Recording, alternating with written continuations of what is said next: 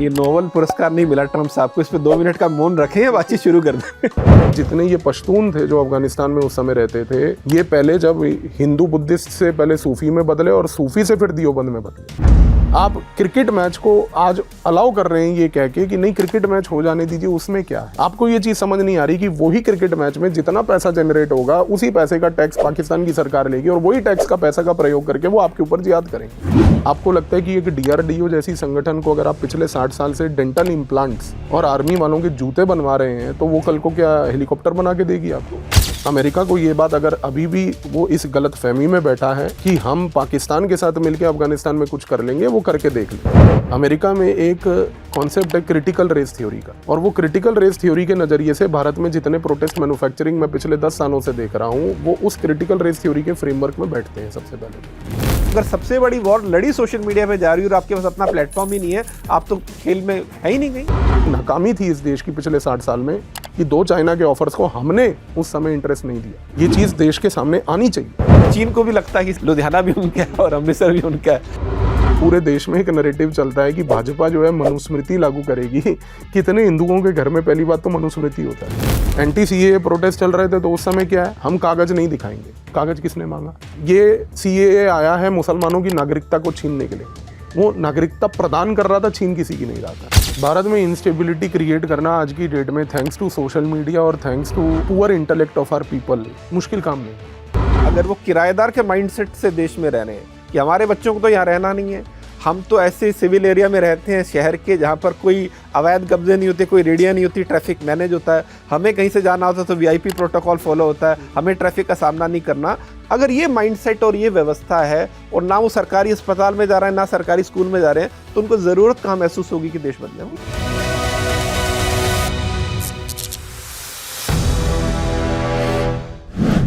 दोस्तों, विदेश मंत्री S जयशंकर साहब से हाल ही में एक प्रेस कॉन्फ्रेंस में पूछा गया कि भारत किसी एक खेमे को क्यों नहीं चुन लेता, तो इस पर उनका जवाब था कि आप ही हमें बता दीजिए कि भारत किस देश के साथ जाए।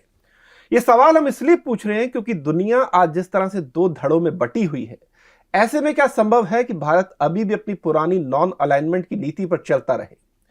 तो उस पूरे मामले पर बातचीत के लिए हमारे साथ स्टूडियो में एक बार फिर से मौजूद हैं डिफेंस एक्सपर्ट, मशहूर एजुकेटर और यूट्यूबर पवनीत सिंह जी। पवनीत भाई, बहुत बहुत स्वागत है आपका। Thank you. पवनीत भाई, पहले तो आपका धन्यवाद देना चाहूंगा और मुबारकबाद भी देना चाहूंगा। हमने कुछ महीने पहले बातचीत की थी और लोगों को इतनी पसंद आई, तकरीबन 1 मिलियन होने वाले हैं उस बातचीत को, कि लगातार ऑफिस से भी डिमांड आ रही थी और हमारे दर्शक भी कह रहे थे कि पवनीत सर को फिर से बुलाओ। बिल्कुल, थैंक यू। और इस बीच दुनिया में काफी कुछ हो भी गया। बिल्कुल।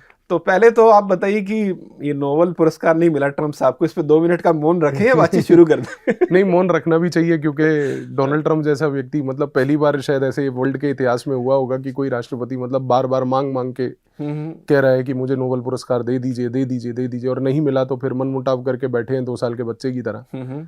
तो ये चीज उनको समझनी चाहिए कि कोई भी इस प्रकार का पुरस्कार आपकी कैपेबिलिटी पे आपको मिलता है, ऐसे मांगने से और लॉबिंग करने से नहीं मिलता है। तो आपको लग रहा है कि वो जो पाकिस्तान से उनकी नजदीकी, इसी के चक्कर में उनको मांगने की आदत पड़ गई, क्योंकि पाकिस्तान वालों ने सिखाया होगा जब तक पाकिस्तान ने सिखाया हो सकता है, क्योंकि देखिए पाकिस्तान का इतिहास यही रहा है कि वो मंगतों का देश है, तो मांगते मांगते उन्होंने ये थोड़ा सा ट्रांसफर कर दिया होगा अपना थॉट प्रोसेस अमेरिका को भी। लेकिन जो भी है, मतलब मैं तो ये कहूंगा कि नोबेल पुरस्कार के ओवरऑल पर्सपेक्टिव के लिए भी अच्छा है कि ऐसे व्यक्ति को नहीं दिया गया। बिल्कुल, नोबेल पुरस्कार का सारा बल चला जाता, अगर वो सारा बल चला जाता कि अगर इस प्रकार के व्यक्तियों को अगर नोबेल पुरस्कार मिलता तो उसकी अवार्ड की तौहीन थी ये। बट चलिए, अच्छा है नहीं हुआ तो बेहतर चीज है। बिल्कुल बिल्कुल, चलिए तो ट्रम्प साहब को हमारी श्रद्धांजलि थी, मतलब उनको जो नहीं मिला उस पर। तो पवनीत भाई, वैसे तो दुनिया में बड़ा कुछ चल रहा है, लेकिन अभी जो अफगानिस्तान और पाकिस्तान में एक तरह से तकरार चल रही है, पाकिस्तान ने क्लेम किया कि हमने इनकी वहां पर तालिबान के कुछ लोग मारे हैं, तालिबान का कहना हमने इनके 58 सैनिक मारे हैं। पाकिस्तान ये इल्जाम भी लगा रहा है कि भारत शायद दे रहा है अफगानिस्तान को। इस बीच अफगानिस्तान के विदेश मंत्री भी भारत आए हैं। तो इस सारी डेवलपमेंट पे मैं चाहूंगा पहले आप एक टिप्पणी अपनी दें, फिर हम बातचीत आगे बढ़ाएं। देखिए, जो पाकिस्तान का मेन मसला है वो है कि तहरीके तालिबान पाकिस्तान से उसकी इरिटेशन है, और तहरीके तालिबान पाकिस्तान का एक, अगर आप ओवरऑल ऑब्जेक्टिव भी देखें तो उसका ऑब्जेक्टिव है पाकिस्तान को ब्लीड करना। तहरीके तालिबान पाकिस्तान बना था तब जब बेसिकली 2001-2 में बहुत सारे अफगानी पश्तून उस समय पाकिस्तान की ओर आ गए थे, और पाकिस्तान के खैबर पख्तूनख्वा बलूचिस्तान में जो पश्तून रहते थे उनके साथ उनका एकजुट होकर रहना चालू हो गया था। वो इसलिए हुआ था क्योंकि 2001 में जब अफगानिस्तान को इन्वेड किया था अमेरिका ने, तो उस इन्वेजन से बचने के लिए बहुत सारी पश्तून फैमिलीज उठ के यहाँ पर आ गई थी। लेकिन उनके साथ साथ कुछ तालिबान अलकायदा वाले लोग भी थे जिनको अब उस समय अमेरिका हंट कर रहा था। तो उस दौरान पाकिस्तान ने अमेरिका की मदद करके खैबर पख्तूनवा बलूचिस्तान में ऑपरेशंस चलवा के अमेरिका को ये अनुमति दी कि आप इन पश्तूनों को मारिए। अब उस पश्तूनों को मारने के चक्कर में कुछ अफगानी पश्तून भी मरे, पाकिस्तानी पश्तून भी मरे, थोड़े बहुत तालिबानी भी मरे और साथ में अलकायदा के लोग मरे। तो ये जो तहरीके तालिबान पाकिस्तान है ये बना इस कॉन्टेक्स्ट में कि पाकिस्तान के जो पश्तून थे उनको ये चीज़ की फ्रस्ट्रेशन हुई कि हमारी सरकार हमें क्यों मार रही है। और इस दौरान उनको तहरीके तालिबान पाकिस्तान, जो इवेंचुअली पाकिस्तान तालिबान जिसको हम कहते हैं, जब वो बना तो उसको समर्थन अलकायदा का भी मिला, क्योंकि अलकायदा ने कहा कि भाई आपको ये इसलिए मार रहे हैं क्योंकि ये अमेरिका के गुलाम है पाकिस्तान वाले, परवेज मुशर्रफ। तो इस कॉन्टेक्स्ट में पाकिस्तान तालिबान आज की डेट में एक फ्रस्ट्रेशन मूवमेंट है और वो फ्रस्ट्रेशन मूवमेंट है पश्तून लोगों की। और अगर तालिबान आज पश्तून है तो उस कॉन्टेक्स्ट में वो हमेशा उसका समर्थन करेंगे ही करेंगे। तो जब तक हम ये चीज़ को क्लैरिटी लेके नहीं समझेंगे कि पाकिस्तान तालिबान जो है वो पाकिस्तान के अंदर का खुद का क्रिएशन, उसके खुद के कुकर्म का क्रिएशन है, तब तक पाकिस्तान भी इस चीज़ को समझ नहीं पाएगा। क्योंकि पाकिस्तान को आज की डेट में ये लगता है कि नहीं, तहरीके तालिबान पाकिस्तान जो है वो तालिबान वाले उसको चलाते हैं। हाँ, तालिबान वाले उसको समर्थन करते हैं, समर्थन करते हैं। तो वो चाहेंगे भी इसका समर्थन करना, क्योंकि उनके समर्थन करने से पाकिस्तान को वो चेक में रख सकते हैं। तो ये चीज़ हमें समझने की आवश्यकता है। और ये तहरीके तालिबान पाकिस्तान को पाकिस्तान कभी एलिमिनेट नहीं कर सकता, ये तो उसके खुद के पश्तून लोग हैं। ये टाइमिंग भी बड़ी मैटर करती है कि इधर तालिबान के विदेश मंत्री जो है वो भारत आते हैं, ठीक है, वो देवबंद भी जाते हैं वहां पर, और उधर ये सब कुछ होता है। और फिर पाकिस्तान की होम मिनिस्ट्री की तरफ से स्टेटमेंट भी आता है कि जो अफगानिस्तान ने किया है, जो तालिबान ने किया है, इसके पीछे भारत जो है उनका जो इटरनल एनिमी है वो उसको मदद कर रहा है। इसको आप किस नज़र से नहीं, देखो पाकिस्तान की तो ये समस्या हमेशा से है कि उनके अंदर कोई भी समस्या हो जाए तो वो भारत को ही ब्लेम करते हैं, और भारत में भी भारत की इंटेलिजेंस एजेंसी रॉ को ब्लेम करेंगे। तो पाकिस्तान में तो ये हालात हो जाते हैं, मतलब आज की डेट में एक कैजुअल लेवल पर ये भी बोला जाता है कि कराची में अगर पानी की सप्लाई बंद हो गई तो वो कहते हैं कि रॉ ने बंद कर दी होगी, मोदी का हाथ है। हाँ, या फिर अगर मान लीजिए कि लाहौर में बारिश ज्यादा हो गई तो वो भी रॉ ने कराई होगी। तो अगर उतना खौफ है उनको हमारा तो वो अच्छी भी चीज है, उतना खौफ होना भी चाहिए। तो उस नजरिए से अगर वो देख रहे हैं तो ठीक है, उनको दिलचस्पी है। आफ्टर ऑल वो अपनी जनता को ये आज आंसर नहीं करने की परिस्थिति में है कि उनको हर जगह से पिटाई क्यों होती है। वो पहले इंडिया से भी पिट कर आए, अब जो है अफगानिस्तान जैसे देश से पिट कर आ रहे हैं। आज अगर पाकिस्तान जैसा देश अफगानिस्तान से पिट रहा है और पाकिस्तान अगर सबसे अच्छा दोस्त अमेरिका का है, तो भूलिए मत यही अमेरिका वो है जो आज से कुछ साल पहले वियतनाम जैसे देश से भी पिट के आया था। तो ये जितने एक थाली के चट्टे बट्टे, इन सब के साथ यही होता है, ये छोटे छोटे देशों से बुरी तरह से पिट के आते हैं। तो ठीक है, पिटते रहने दीजिए। तो आपको नहीं लग रहा कि अभी जो नजदीकी बढ़ रही है पाकिस्तान की और अमेरिका की, कहा यह जा रहा है कि अमेरिका भी कहीं ना कहीं पाकिस्तान को इस बात के लिए प्रेशराइज कर सकता है कि तुम इजराइल को मान्यता दो, ठीक है, और अगर पाकिस्तान मजबूरी में ऐसा करता है, उसे करना पड़ता है, तो इसको लेकर पाकिस्तान की खुद के अंदर बड़ा विद्रोह अगर हो भी रहा है, रैलियां भी वहां पर हो रही हैं, तो पाकिस्तान के लिए स्ट्रेटेजिकली बैलेंस करना कितना बड़ी चुनौती है, क्योंकि उसके अंदर की जो राजनीति है, जो वहां की मजहबी राजनीति है, और अमेरिका के साथ जाने की जो उसको जल्दबाजी भी है, वो चाहता है कि वहां जाए, दोनों के बीच बैलेंस करना बड़ा कितना मुश्किल होगा। क्योंकि यही स्थिति तब पैदा हुई थी जब 9/11 पर अमेरिका पे हमला हुआ था, फिर अमेरिकी फौजी आए थे, इन्होंने अमेरिकी फौजियों को जगह दी, लेकिन पाकिस्तान में विद्रोह भी हुआ, फिर उसके बाद क्या वो सब जानते हैं। नहीं, देखिए, ये जहाँ तक इजराइल को एक्सेप्टेंस और डिप्लोमेटिक रिकग्निशन देने की बात है, मुझे ऐसा उम्मीद नहीं है कि पाकिस्तान ये हरकत करेगा, क्योंकि पाकिस्तान आज बहुत कम देशों में से वर्ल्ड में ऐसा है जिसने ऑफिशियली इजराइल को रिकग्नाइज नहीं किया है। पाकिस्तान इसका खमियाजा जानता है कि इस मोमेंट पे जो उसकी आर्थिक परिस्थिति है, अगर उसने एक्सेप्ट भी किया इजराइल के डिप्लोमेटिक रिकग्निशन को, तो उसके बाद जो प्रोटेस्ट पोटेंशियल एक्सप्लॉइट होगा पूरे पाकिस्तान में, उसको वो कंट्रोल नहीं कर पाएंगे। तो इस केस में जहां तक अभी अमेरिका और पाकिस्तान के रिलेशनशिप की बात है, वो सारा प्रेशर है बेसिकली अफगानिस्तान को लेकर। इनका उद्देश्य केवल ये है कि अमेरिका पाकिस्तान मिलकर तालिबान को प्रेशराइज करें कि बागराम वापस दे दो, और चाइना किसी हाल में बागराम इनको देने नहीं देगा, खास करके तालिबान को।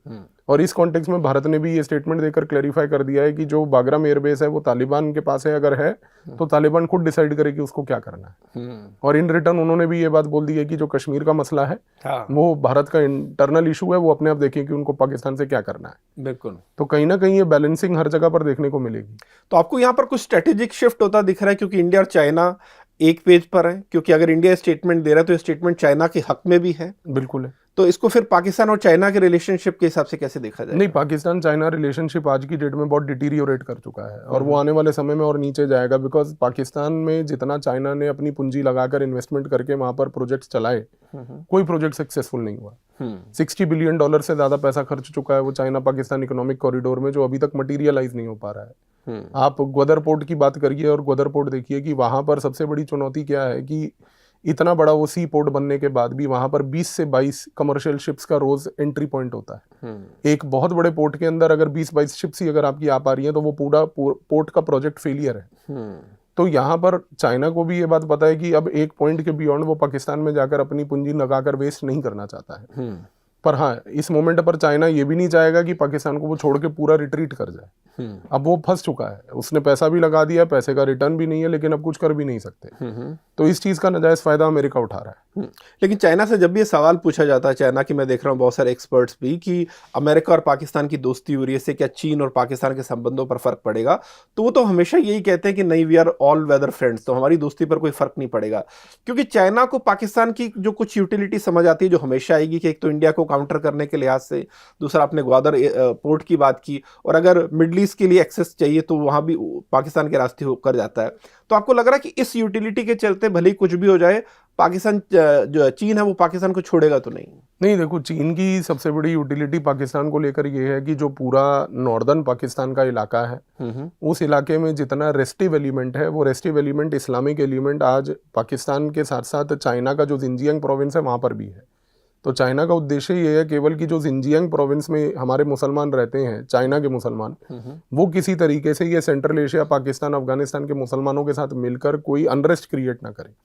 चाइना एक ऐसी कंट्री, आप उसको जितना पढ़ेंगे आपको समझ आएगा कि वो अपने पेरिफेरी को लेके इनसिक्योर रहती है। तो चाइना तिब्बत में कुछ होगा तो इनसिक्योर होगी, चाइना आज जिंजियांग में कुछ होगा तो इनसिक्योर होगी, यूनान में कुछ होगा तो इनसिक्योर होगी। तो चाइना को अपनी पेरिफेरी सेफगार्ड करनी है। तो इस कॉन्टेक्स्ट में उसको ये लगता है कि पाकिस्तान का समर्थन करो, ताकि पाकिस्तान एक इस्लामिक देश है जो इन सारे टेररिस्ट ग्रुप्स या एक्सट्रीमिस्ट जितने भी हैं इनके ऊपर कंट्रोल पा पाएगा। तो इस कॉन्टेक्स्ट में वो पाकिस्तान का समर्थन करते हैं विद द एडेड ऑब्जेक्टिव कि उससे इंडिया भी काउंटर होता है। तो उनका प्रिंसिपल फोकस बहुत अलग है। बिल्कुल। तो यहाँ पर ये चीज तो बिल्कुल फैक्ट है कि उस केस में वो कभी भी नहीं चाहेंगे कि अपना पाकिस्तान से रिलेशनशिप खराब करें, बिकॉज पाकिस्तान के पास भी एक चाबी है चाइना को तंग करने की, कि वो जिंजियांग में अनरेस्ट अमेरिका के बिहाफ पे क्रिएट कर सकता है। और आज बागराम का पूरा गेम ही वही है कि अगर बागराम अमेरिका को मिल जाता है तो वहां से बैठ के वो पूरे के पूरे चाइना के पेरिफेरी में अनरेस्ट क्रिएट कर पाएगा। और समय भी ऐसा है कि दलाई लामा की भी उम्र हो चुकी है और तिब्बत में भी अनरेस्ट होने की संभावना है। तो तिब्बत और जिंजियांग अगर पेरिफेरी डिस्टेबलाइज हुई तो चाइना के लिए वो एक इंटरनल प्रॉब्लम हो जाएगी। बिल्कुल।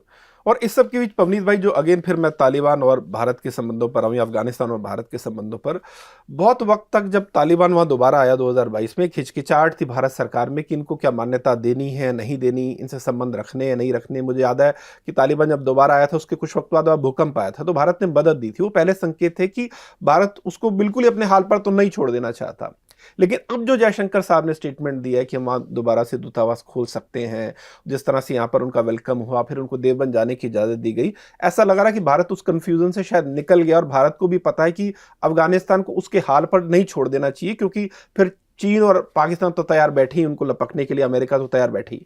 इस स्ट्रेटेजी को आप कैसे देखते हैं? नहीं, देखिए, जो तालिबान पहले 96 से लेकर 2001 में अफगानिस्तान में आया था, वो हकानी और हाइब्रिड हकानी दियोबंद प्लस साथ में वहाबी तालिबान था। अगर एक शब्द में मैं बोलूं, टू मोर प्रिसाइसली और सरल लैंग्वेज में, तो जो मुल्ला उमर वाली तालिबान 96 से 2001 थी वो वहाबी तालिबान थी। ठीक है। उसका दियोबंद भारत से कोई नाता नहीं था और ना दियोबंद आइडियोलॉजी से कोई नाता था। ये बड़ी इंपॉर्टेंट बात है, क्योंकि इतनी बारीकी बहुत लोगों को पता नहीं। हाँ, तो वो क्योंकि वहाबी ट्रेंड वाली थी पूरी की पूरी, जिसने अलकायदा का समर्थन किया था, जो खुद ही एक वहाबी संगठन था।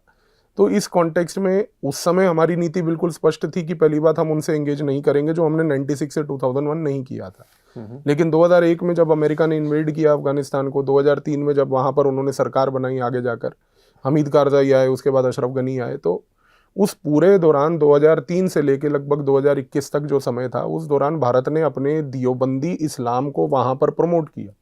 और जितने अफगानी थे उनमें वो दियोबंद की जो पूरी की पूरी थॉट प्रोसेस थी उसको दोबारा से उजागर किया।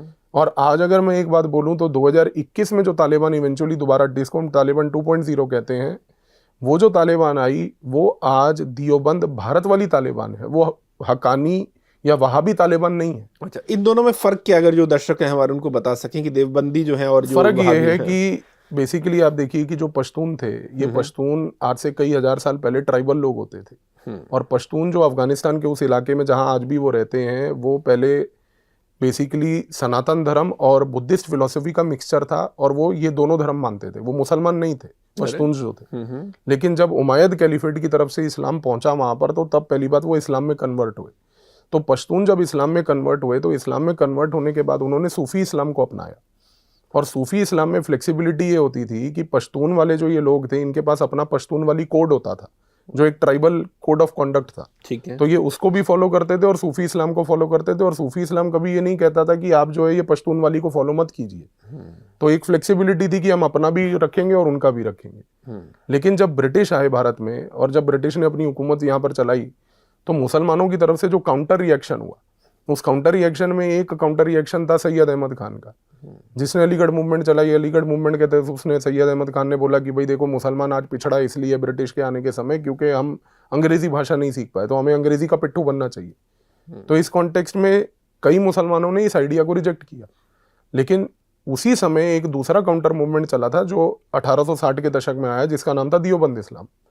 तो दियोबंद इस्लाम जब आया, तो उसमें उन्होंने ये बात बोली कि नहीं देखो, हमें अंग्रेजों का पिट्ठू या गुलाम बनने की आवश्यकता नहीं है, हमें इंट्रोस्पेक्ट करना है कि आज हम प्रगति की ओर आगे क्यों नहीं बढ़ पाए। तो दियोबंद इस्लाम के जितने भी स्कॉलर, जो सहारनपुर में जब ये मदरसा दारुल उलूम बना, वहां से ये स्कॉलर जाया करते थे पश्तून के इलाकों में भी। ओके, ये कब की बात बता रहे ये हैं? 1870 1880 की बात बता रहा हूँ। इतना पुराना रिश्ता है। हाँ, तो ये दियोबंद के मदरसे के बनने के बाद जब पश्तून के स्कॉलर्स वहां जाते थे, और दियोबंद के स्कॉलर्स पश्तून इलाकों में जाकर उनको ये बात बताते थे कि देखो, हम दियोबंद की आइडियोलॉजी है, दियोबंद की आइडियोलॉजी ये कहती है कि आप इंट्रोस्पेक्ट करो, हमें कोई लेना देना नहीं है कि आप सूफी हो, हमें कोई लेना देना नहीं है कि आपका ट्राइबल कोड है। तब जाकर आप देखिए कि जितने ये पश्तून थे जो अफगानिस्तान में उस समय रहते थे, ये पहले जब हिंदू बुद्धिस्ट से पहले सूफी में बदले, और सूफी से फिर दियोबंद में बदले। तो इनका दियोबंद में over a period of time बदलाव हुआ। तो इन्होंने इस प्रकार से दियोबंद इस्लाम को अपनाया। जब इन्होंने दियोबंद इस्लाम को अपनाया, तो दियोबंद के ये जितने स्कॉलर थे, ये जब यहाँ सहारनपुर से जाते थे तो ये पूरे इलाके में फैले हुए थे। लेकिन जब ब्रिटिश ने बंटवारा करा भारत और पाकिस्तान का, तो बहुत सारे दियोबंदी उस समय सहारनपुर में भी थे, और बहुत सारे दियोबंदी इवेंचुअली पाकिस्तान में भी रह गए। तो पाकिस्तान में जो दियोबंदी रह गए, उन्होंने हकानिया मदरसा बनाया वहां पर। हकानिया मदरसा 1950 से 1970 तक बिना आइडियोलॉजी के था। उसको आइडियोलॉजिकल क्राइसिस था कि हम किस प्रकार की आइडियोलॉजी अपनाएं, क्योंकि जो दियोबंद भारत में था सहारनपुर में, उसने तो भारत के संविधान को एक्सेप्ट कर लिया था। ठीक है, उसने कहा कि भाई संविधान है, हम संविधान के अंदर रहकर अपना इस्लामिक इंट्रोस्पेक्शन और इस्लामिक प्रोग्रेस करेंगे, पर हम संविधान को मानते। और पाकिस्तान में वो नहीं समझ पाए, उनको था कि पाकिस्तान में शरिया लगेगा 1950 के बाद, वो हुआ नहीं वहां पे।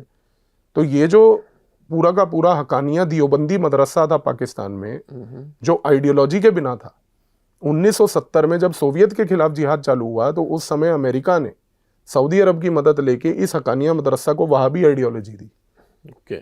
और जब ये वहाबी आइडियोलॉजी हकानिया मदरसा को मिली 1970 में, तो इस हकानिया वहाबी मदरसा में जो हाइब्रिडाइजेशन हुआ, इस हाइब्रिडाइजेशन में 3 प्रोडक्ट निकले। एक प्रोडक्ट निकला जो दियोबंदी वहाबी बने, जिन्होंने सोवियत में जिहाद करा।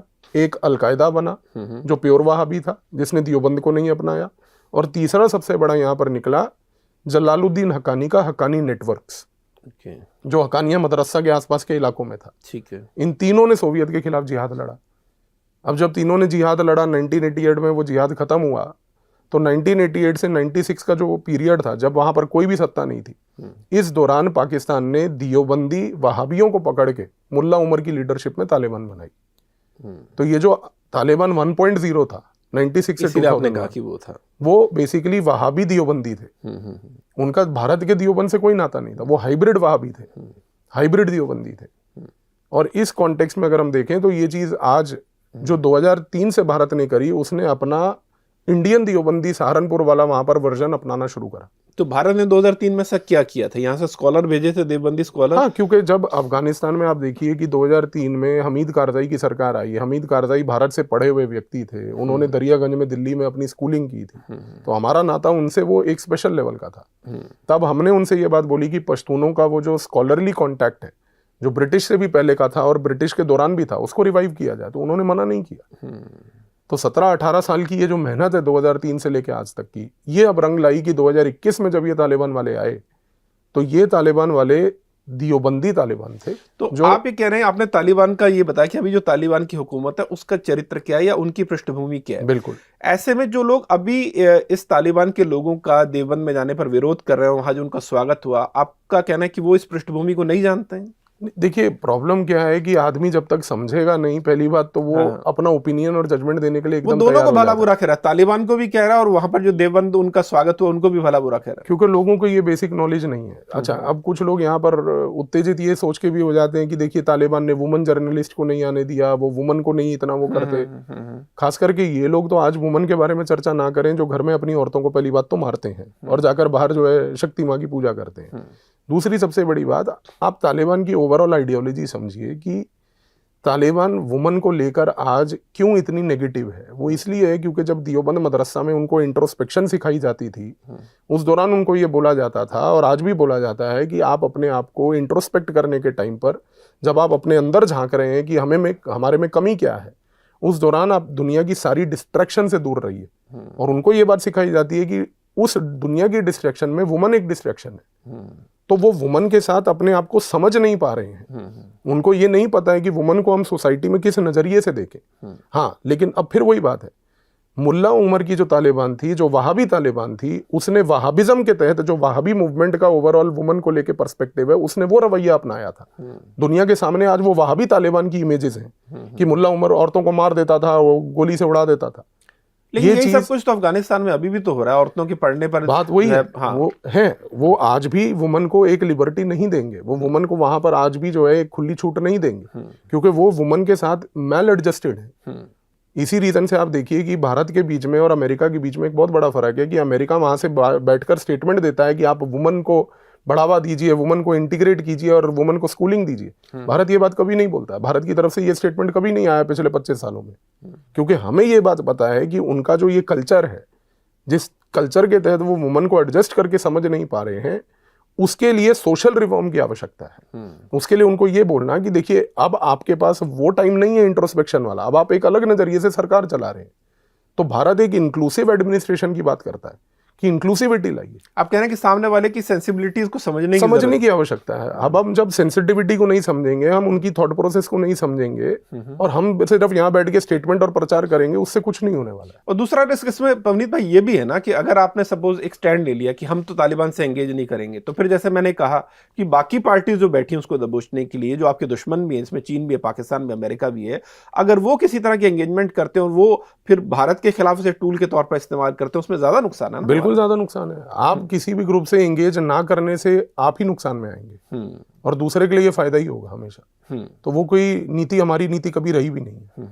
इसी रीजन से आप देखिए कि भारत अपनी 1947 से लेके आज तक की जो विदेश नीति है, उसमें आज तक भारत की तरफ से चाहे मिनिस्ट्री ऑफ एक्सटर्नल अफेयर हो, पार्लियामेंट हो, कोई बड़े मिनिस्टर हो या कुछ भी, उनकी तरफ से ये शब्द एनिमी का प्रयोग किसी देश को लेकर नहीं किया गया। ये भारत की विदेश नीति का इतिहास है। बिल्कुल, हमें पता है हमारा पाकिस्तान एक बहुत बड़ा एनिमी है, चाइना एक बहुत बड़ा एनिमी है, लेकिन हम फिर भी ये शब्द का प्रयोग करने से संकोच करते हैं, क्योंकि ये फ्लेक्सिबिलिटी देता है आपको कि कल को जाके आप जिसका व्यवहार बदलना चाहते हैं आप कर पाएंगे या नहीं कर पाएंगे।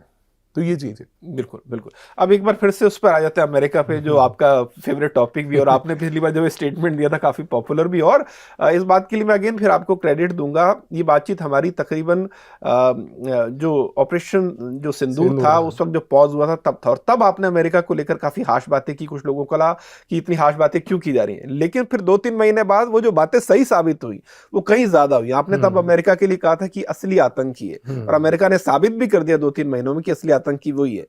तो अमेरिका को लेकर मैं फिर आपसे जानना चाहूंगा कि जो टैरिफ को लेकर अभी भी वो लगातार भारत की कह सकते हैं कि बाम मरोड़ रहा, और भारत भी अभी तक गिव अप नहीं कर रहा कि नहीं नहीं हम तुम्हारी धमकी में नहीं आएंगे। कहां जाती दिख रही है लड़ाई आपको? देखिए, ये लड़ाई कहीं खत्म नहीं होगी। अमेरिका का उद्देश्य केवल इस मोमेंट पर यह है कि मैं टैरिफ का टूल का प्रयोग करूंगा, आप रूस से तेल मत खरीदिए, आप मुझसे तेल खरीदिए। अमेरिका को सारी दिक्कत इस बात की है कि भारत ने हमारे बनाए हुए सिस्टम से हमें ओवर स्मार्ट कैसे बना दिया। अब देखिए, अमेरिका ने सिस्टम बनाया था कि भाई रूस से कोई भी तेल खरीद सकता है, हमने रूस से तेल भी खरीदा, हमने तेल खरीद के जब दूसरे देशों को भी बेचना चालू कर दिया तो अमेरिका को ये लगने लगा, सऊदी अरेबिया को ये लगने लगा कि भाई ये तो मोनोपोली हमारी थी। इस मोनोपोली में ये लोग कैसे आ गए? तो इस मोनोपोली में ये लोग आ गए, इन्होंने अपनी शिपिंग कंपनीज, अपनी इंश्योरेंस कंपनीज के तहत जो है तेल पूरे विश्व में सप्लाई करना चालू कर दिया। तो कल को हम कहाँ जाएंगे? और हम जो तेल सप्लाई कर रहे थे वो तेल रिलेटिवली सस्ता भी था, क्योंकि अगर हमें रशिया से भी सस्ता मिल रहा है तो उसमें थोड़ा सा प्रॉफिट मार्जिन लगाकर हम बाकी जगहों पे भी सस्ता देंगे जो सऊदी से भी सस्ता होगा। तो ये सऊदी का प्रोवोकेशन अमेरिका को और अमेरिका का रिटेलिएशन भारत पे, तो ये इस तरीके से चीज चली है। इसका अंत यही है, अंत इसी तरीके से होगा कि अमेरिका टैरिफ को उस दिन नीचे कर देगा जिस दिन भारत जाकर अगर अमेरिका को ये बात बोलता है कि ठीक है हम रूस से तेल नहीं अब आपसे लेंगे। लेकिन आप ये सोच के देखिए कि ये फर्क भारत को समझने की आवश्यकता है कि आप कब तक एक तेल खरीदने और तेल के अंदर व्यापार करने वाले देश बने रहेंगे। क्योंकि आप जब तक ऑल्टरनेट एनर्जी में खुद इंट्रोस्पेक्ट करके वहां पर खुद एक माहिर प्लेयर नहीं बनेंगे तब तक आपकी निर्भरता इन सब के ऊपर रहेगी और ये आपको आर्म ट्विस्ट करते रहेंगे। इस रीजन से अभी जब तक ये तेल का खरीद फरोख्त का सामान काम चल रहा है, इस दौरान भारत को सबसे इंपॉर्टेंटली जो करना चाहिए वो ये है कि ग्रीन एनर्जी, ऑल्टरनेट एनर्जी में अपने आप को एक क्रेडिबल प्लेयर बना लेना चाहिए। आप चाइना का एक उदाहरण देता हूं मैं आपको। चाइना ने यही चीज की थी। चाइना को जब ये बात मालूम चली कि मलक्का डिलेमा, जो मलक्का स्ट्रेट से वो तेल लेके आता है, उस तेल को बेसिकली वहां से लाने के लिए चोक पॉइंट पे भारत कुछ कर सकता है। चाइना ने पहले चाइना पाकिस्तान इकोनॉमिक कॉरिडोर बनाने की कोशिश करी, चाइना म्यांमार इकोनॉमिक कॉरिडोर बनाने की कोशिश करी। जब देखा कि दोनों कॉरिडोर काम के नहीं आए तो चाइना ने पिछले 5 सालों में ऑल्टरनेट एनर्जी में अपने आप को लीडर बना लिया। और आप देखेंगे कि आने वाले 10 से 20 सालों के अंदर अंदर चाइना ग्रीन एनर्जी को लेके ग्लोबल प्लेयर बन जाएगा। तो जब आपके पास फॉसिल फ्यूल एनर्जी डिपेंडेंस है तो आप उसको घटा लीजिए ऑल्टरनेट एनर्जी की ओर। तो यदि आप अगर ये स्विच कर सकते हैं तो कल को आप ये इंश्योर करेंगे कि कोई देश आपका आर्म ट्विस्टिंग नहीं कर पाएगा। लेकिन अवनीत भाई, दुख की बात यह है कि किसी भी फील्ड में आत्मनिर्भर होने की बजाय हमारी जो हमेशा सोच है वो सर्वाइवल वाली रहती है। अगर आप देखिए, हथियार नहीं बनाने हैं, खरीद लीजिए। जैसे आपने कहा कि ऑल्टरनेट एनर्जी के बारे में सोचिए, नहीं हम तो तेल ही खरीद लेंगे। तो जब किसी देश का माइंडसेट ऐसा हो कि सर्वाइव कर ले इधर से लेकर उधर से लेकर, और वो 20 साल या 30 साल आगे की सोच नहीं रहा, तो चीजें बदलेंगी कैसे? देखिए, एक सबसे महत्वपूर्ण चीज ये है कि जब हम कहते हैं कि हमें हथियार बनाने नहीं, हम हथियार इंपोर्ट कर लेते हैं। कितनी आयरॉनिकल बात मैं आपको बताता हूं कि हमारे यहाँ पर आर्म्स बनाने के लिए DRDO है, defence research and development organisation.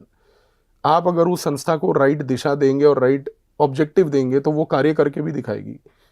आप ये चीज सोचिए कि पिछले लगभग 60-62 सालों से DRDO डेंटल इम्प्लांट बना रही है, मॉस्किटो रिपेलेंट बना रही है, आर्मी अफसर के जूते बना रही है, मच्छर भगाने वाली क्रीम बना रही है जो आर्मी अफसर लगाएंगे।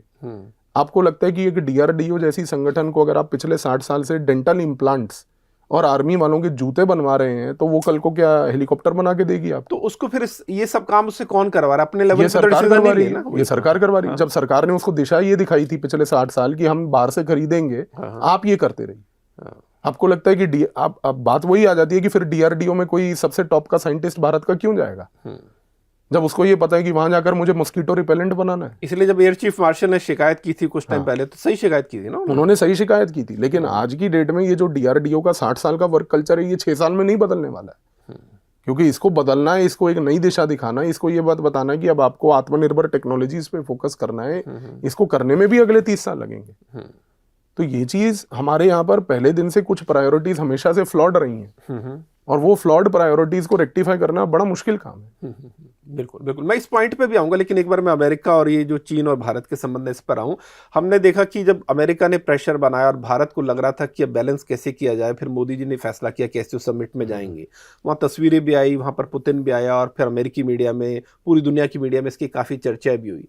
लेकिन सवाल फिर वहाँ से पवनीत भाई ये निकलता है कि भारत अभी अमेरिका को काउंटर करने के लिए चीन के नज़दीक जा रहा है, लेकिन चीन का 70 साल का जो 75 साल का हमारा तजुर्बा है कि उस पर हम रिलाई नहीं कर सकते हैं।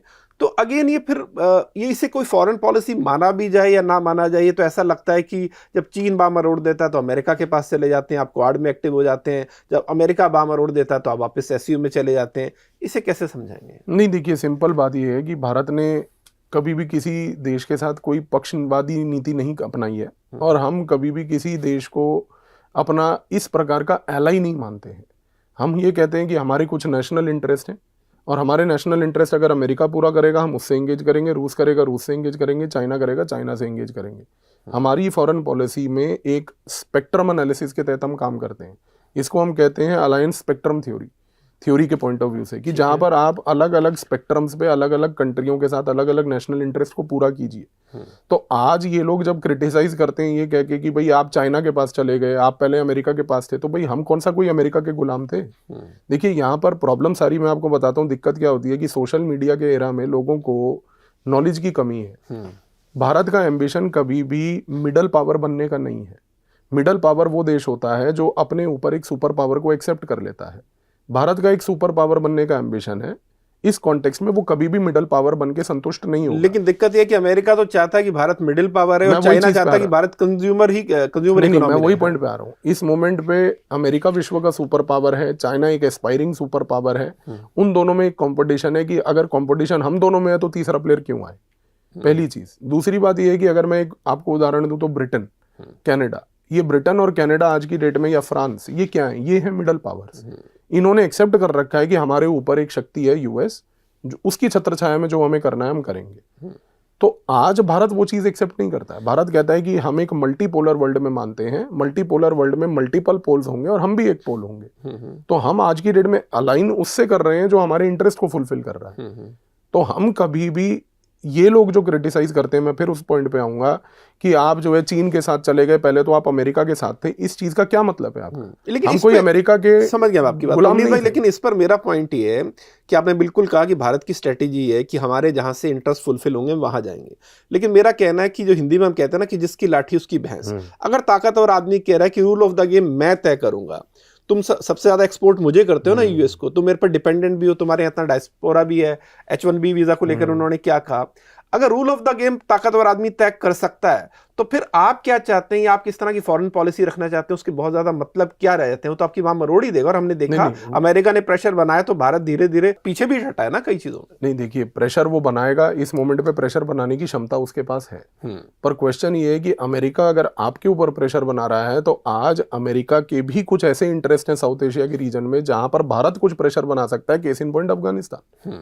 आज अगर अमेरिका कुछ भी कर ले, इस मोमेंट पे जो दियोबंदी भारतीय तालिबान वहां पर बैठी है, उसको अमेरिका अपना गुलाम नहीं बना सकता। ये वहां भी दियोबंदी तालिबान होती तो उसको गुलाम बना चुके होते, ये तब उसको बागरम छोड़ने की भी जरूरत नहीं थी। आज अमेरिका को ये बात, अगर अभी भी वो इस गलत फहमी में बैठा है कि हम पाकिस्तान के साथ मिलकर अफगानिस्तान में कुछ कर लेंगे, वो करके देख ले। और हम चाहते भी हैं कि वो करके देखे, क्योंकि इससे अमेरिका का रिसोर्स ड्रेन होगा और होना भी चाहिए।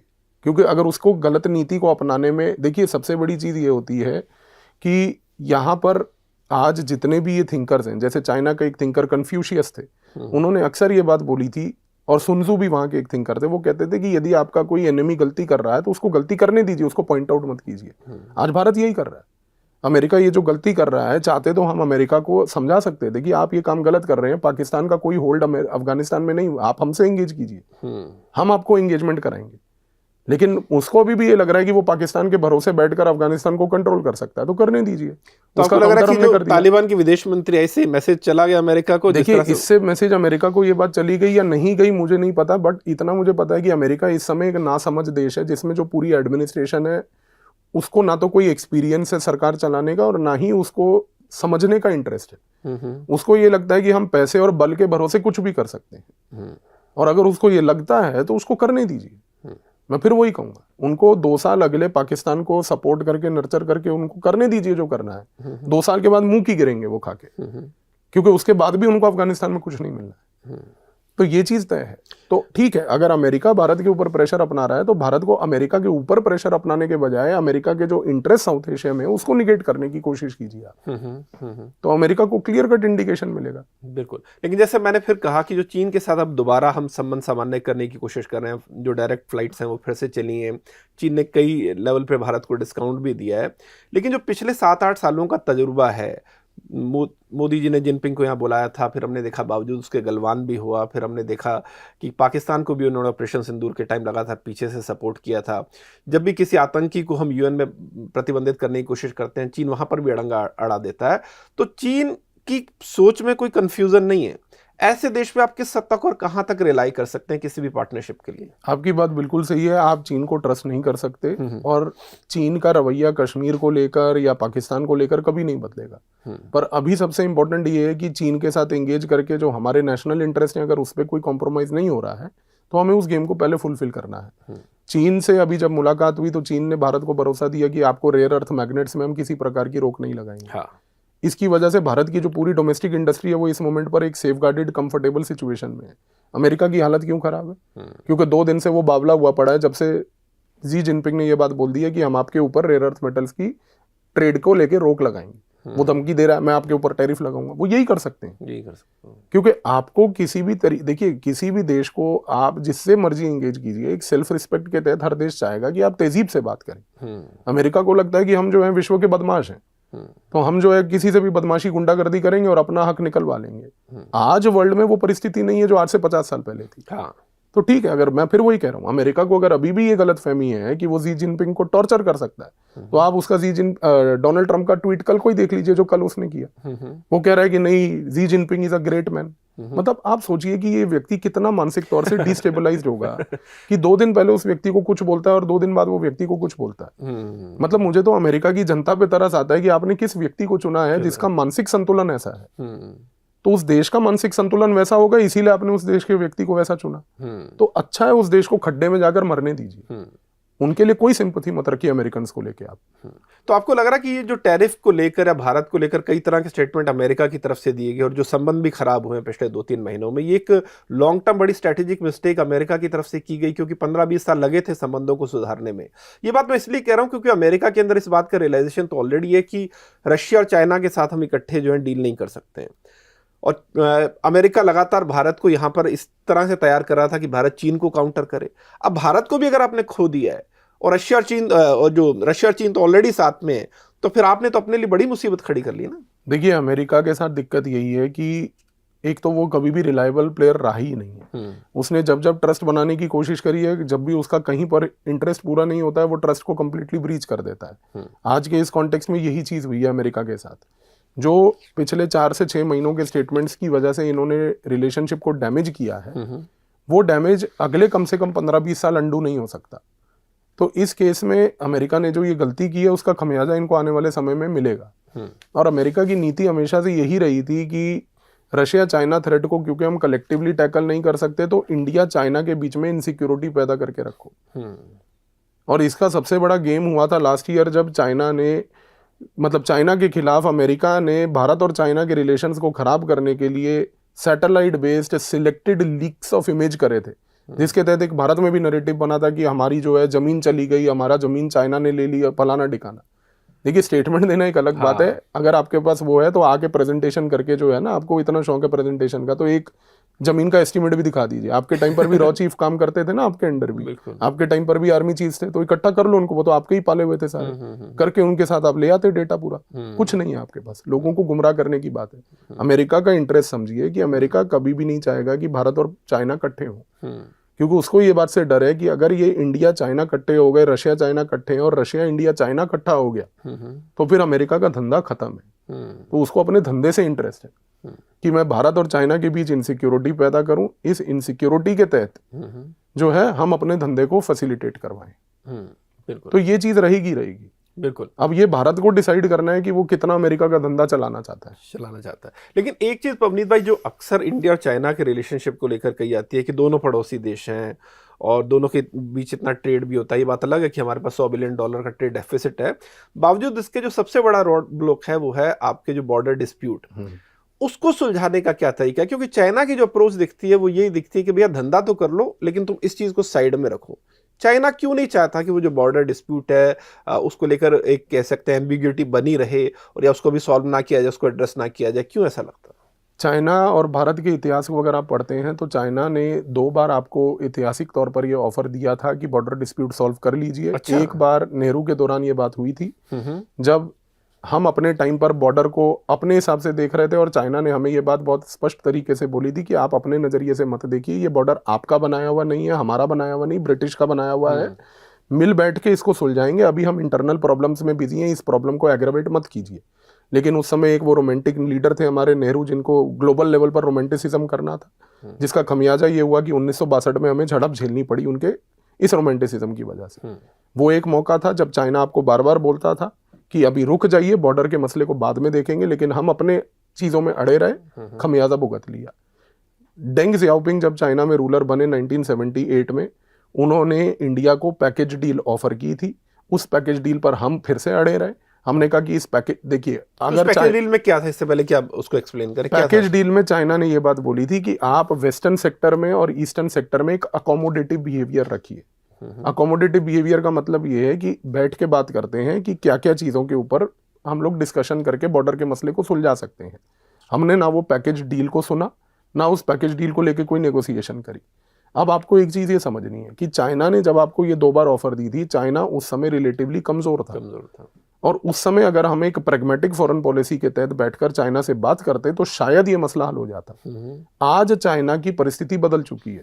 कॉम्प्रिहेंसिव नेशनल पावर में चाइना इंडिया से 3 टाइम्स आगे है। बिल्कुल। आज वो आपको ये मौका नहीं देगा बॉर्डर सॉल्व करने का।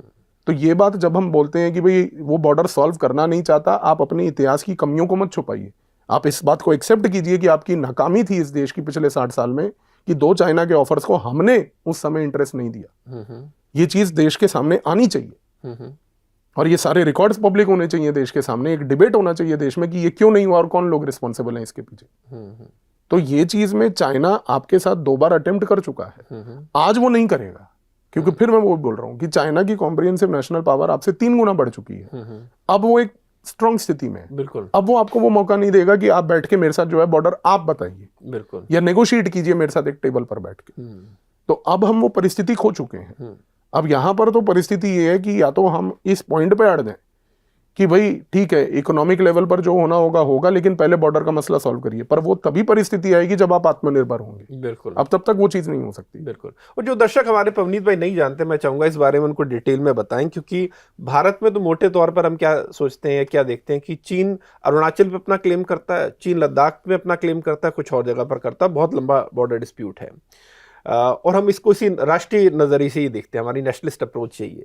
लेकिन इसकी व्यवहारिक एक अप्रोच ये है कि जब अंग्रेज गए थे तो उन्होंने जिस तरह से बॉर्डर बनाए, कहीं ना कहीं उसमें भी गड़बड़ थी, और चीन उस गड़बड़ की तरफ इशारा करता है, हम उसको मानते नहीं। क्या गड़बड़ थी वो? नहीं, गड़बड़ कुछ नहीं थी। प्रॉब्लम ये थी कि जब भारत में सबसे पहला सर्वे 1865 में हुआ था, उस सर्वे के दौरान जिसके तहत 1865 में जॉनसन लाइन बनी थी, वो जॉनसन लाइन जब बनी थी 1865 में, तब भारत की जॉनसन लाइन के तहत अक्साई चीन का इलाका जो उस समय कश्मीर साम्राज्य का हिस्सा हुआ करता था, वो भारत में दिखाया गया, जिस लाइन को चाइना ने एक्सेप्ट नहीं किया।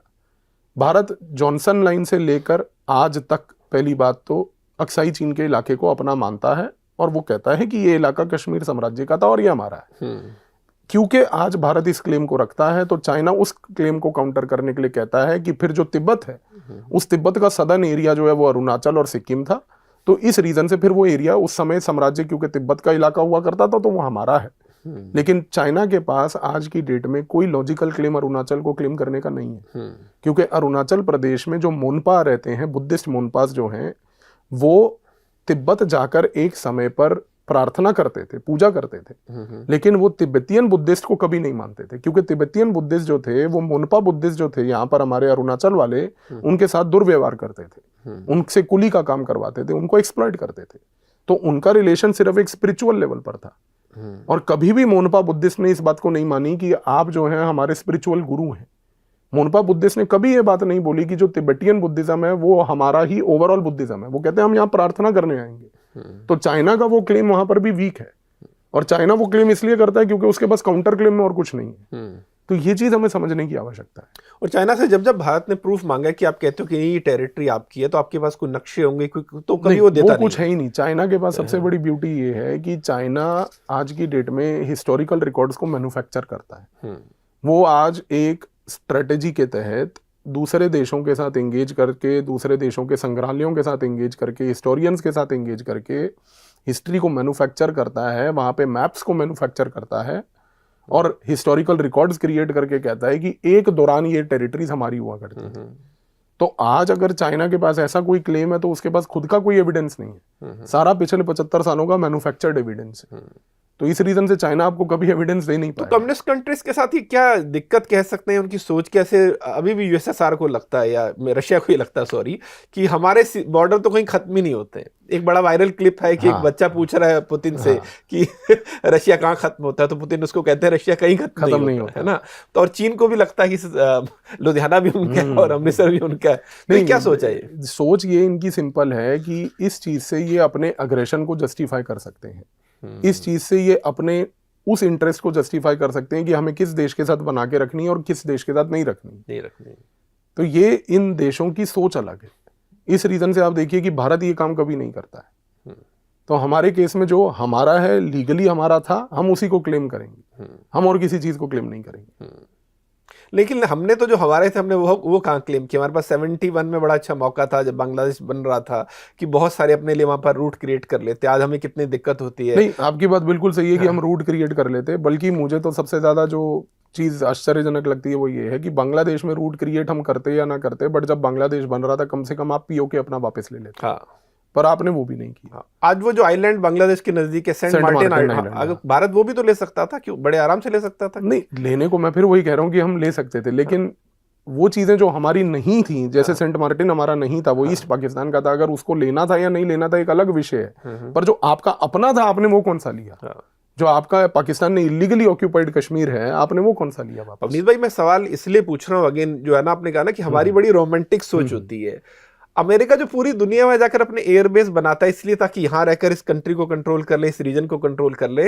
हमारी तो हैसियत थी ना, और हमारी जरूरत भी थी, विजन नहीं था शायद। विजन हमारे पास इसलिए भी नहीं था क्योंकि हम उस स्ट्रेटेजिक नजरिए से कभी सोच ही नहीं पाते थे। हमारा विजन हमेशा से ये था कि बस हमें कुछ भी करके जो है वर्ल्ड में एक ऐसी इमेज पैदा करनी है कि भाई हम तो जो है एकदम डोसाइल देश है। तो हमने वो कभी एक स्ट्रेटेजिक विजन नहीं रखा, स्ट्रेटेजिक थिंकिंग नहीं रखी। तो उसका खमियाजा ये आपको भुगतना ही पड़ेगा।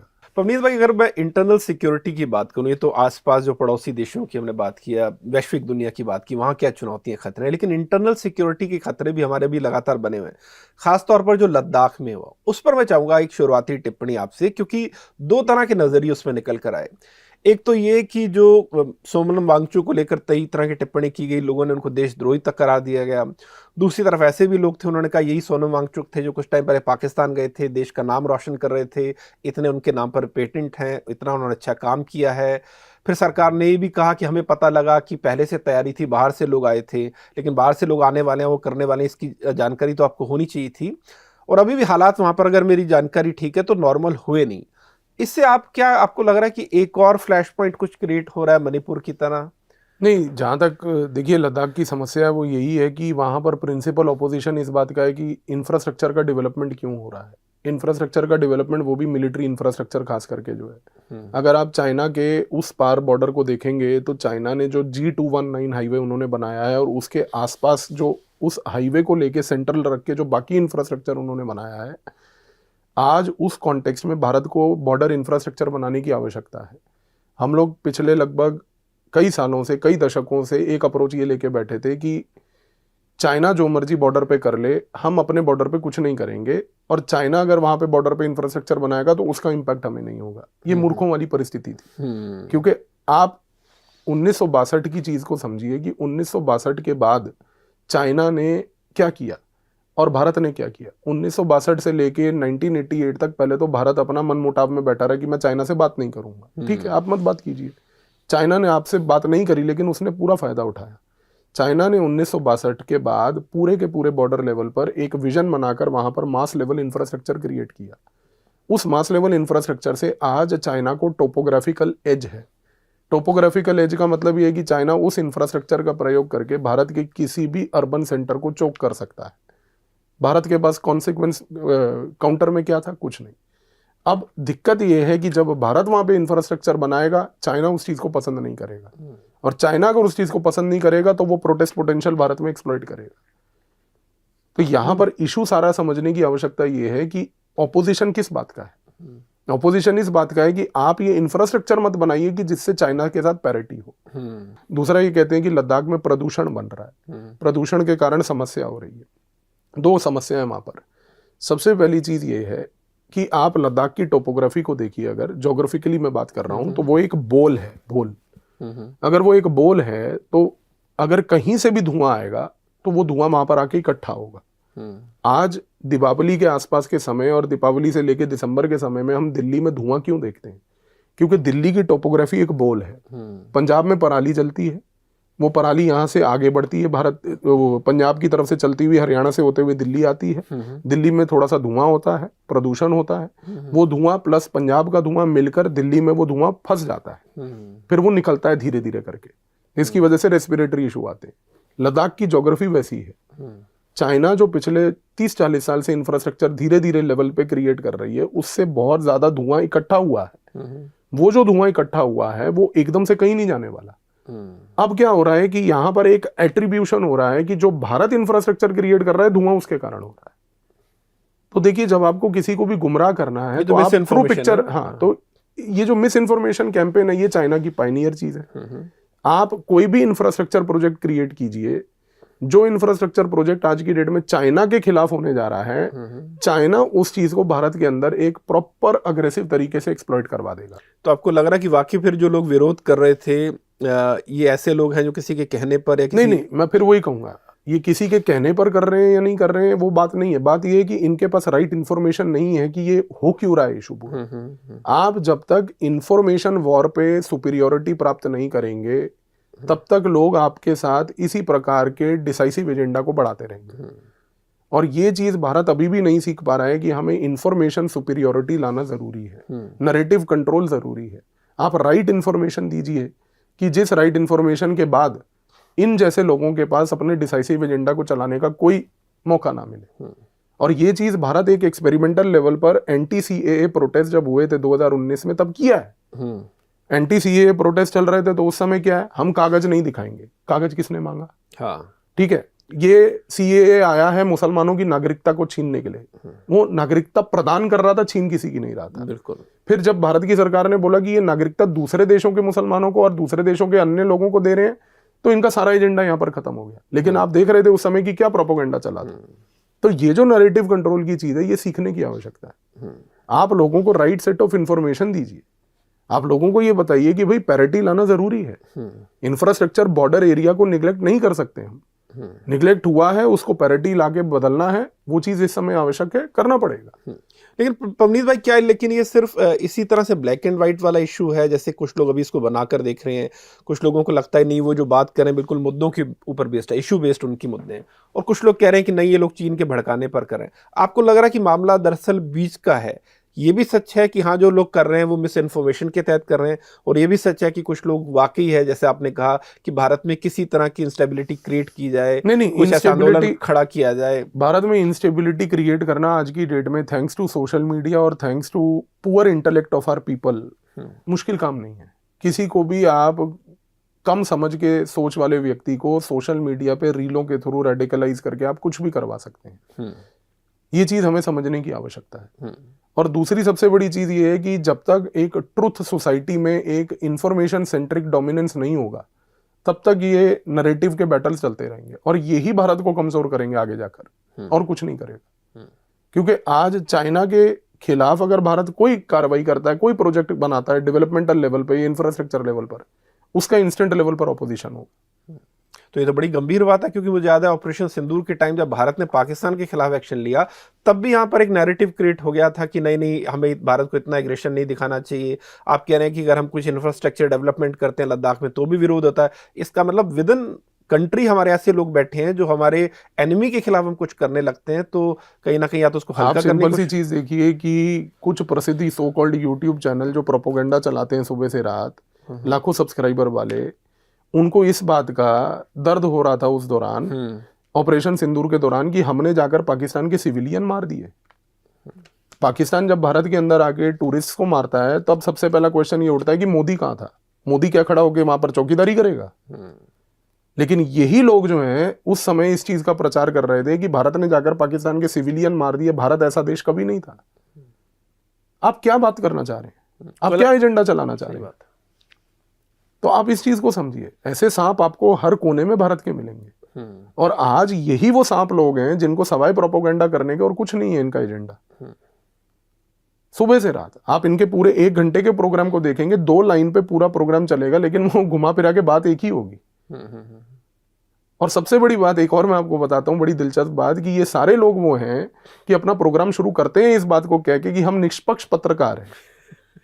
यदि आप निष्पक्ष पत्रकार हैं तो आपका काम बोलना चाहिए, आपको अपनी पत्रकारिता को समझाने की आवश्यकता नहीं है यहाँ पर। जैसे नकली दुकान पे लिखा होता है कि यहाँ असली सामान मिलता है। तो ये वो लोग हैं, इसी से आप समझ जाइए कि ये कितने निष्पक्ष हैं, कि जिसको सुबह से रात 10 बार दिन में वीडियो के बीच ये बोलना पड़ रहा है कि मैं निष्पक्ष पत्रकारिता कर रहा हूँ, उससे समझ आ रहा है कि आप किसके निष्पक्ष हैं। तो देश इस समय एक डिसाइसिव एजेंडा के ऊपर चल रहा है, तो ये चीज हमें समझने की आवश्यकता है। तो ये प्रोपोगेंडा मशीनरी है जो चल रही है। इसमें प्रोपेगेंडा पर आऊंगा, लेकिन एक बार मैं फिर से अगर लद्दाख वाले मामले पर आऊं, उनकी 2-3 मांगे और भी थी, अगर मैं गलत नहीं तो 6 शेड्यूल की भी बात थी और स्टेटहुड की भी बात थी। उसमें भी लोगों ने कहा यार बहुत क्या 4-1 लाख तो वहाँ की आबादी है और आपने इतनी तो डिस्ट्रिक्ट की भी इससे ज्यादा की आबादी होती है, क्या वो मांग जस्टिफाइड है? उन मांगों पर आप क्या कहेंगे? देखिए, उन मांगों पे डिस्कशन चल रहा है, ये डिस्कशन चल रहा है, डायलॉग होगा, डिस्कशन होगा, अनुमति होगी, उसके बेसिस पे जो सहमति बनेगी फिर हम डिसीजन लेंगे।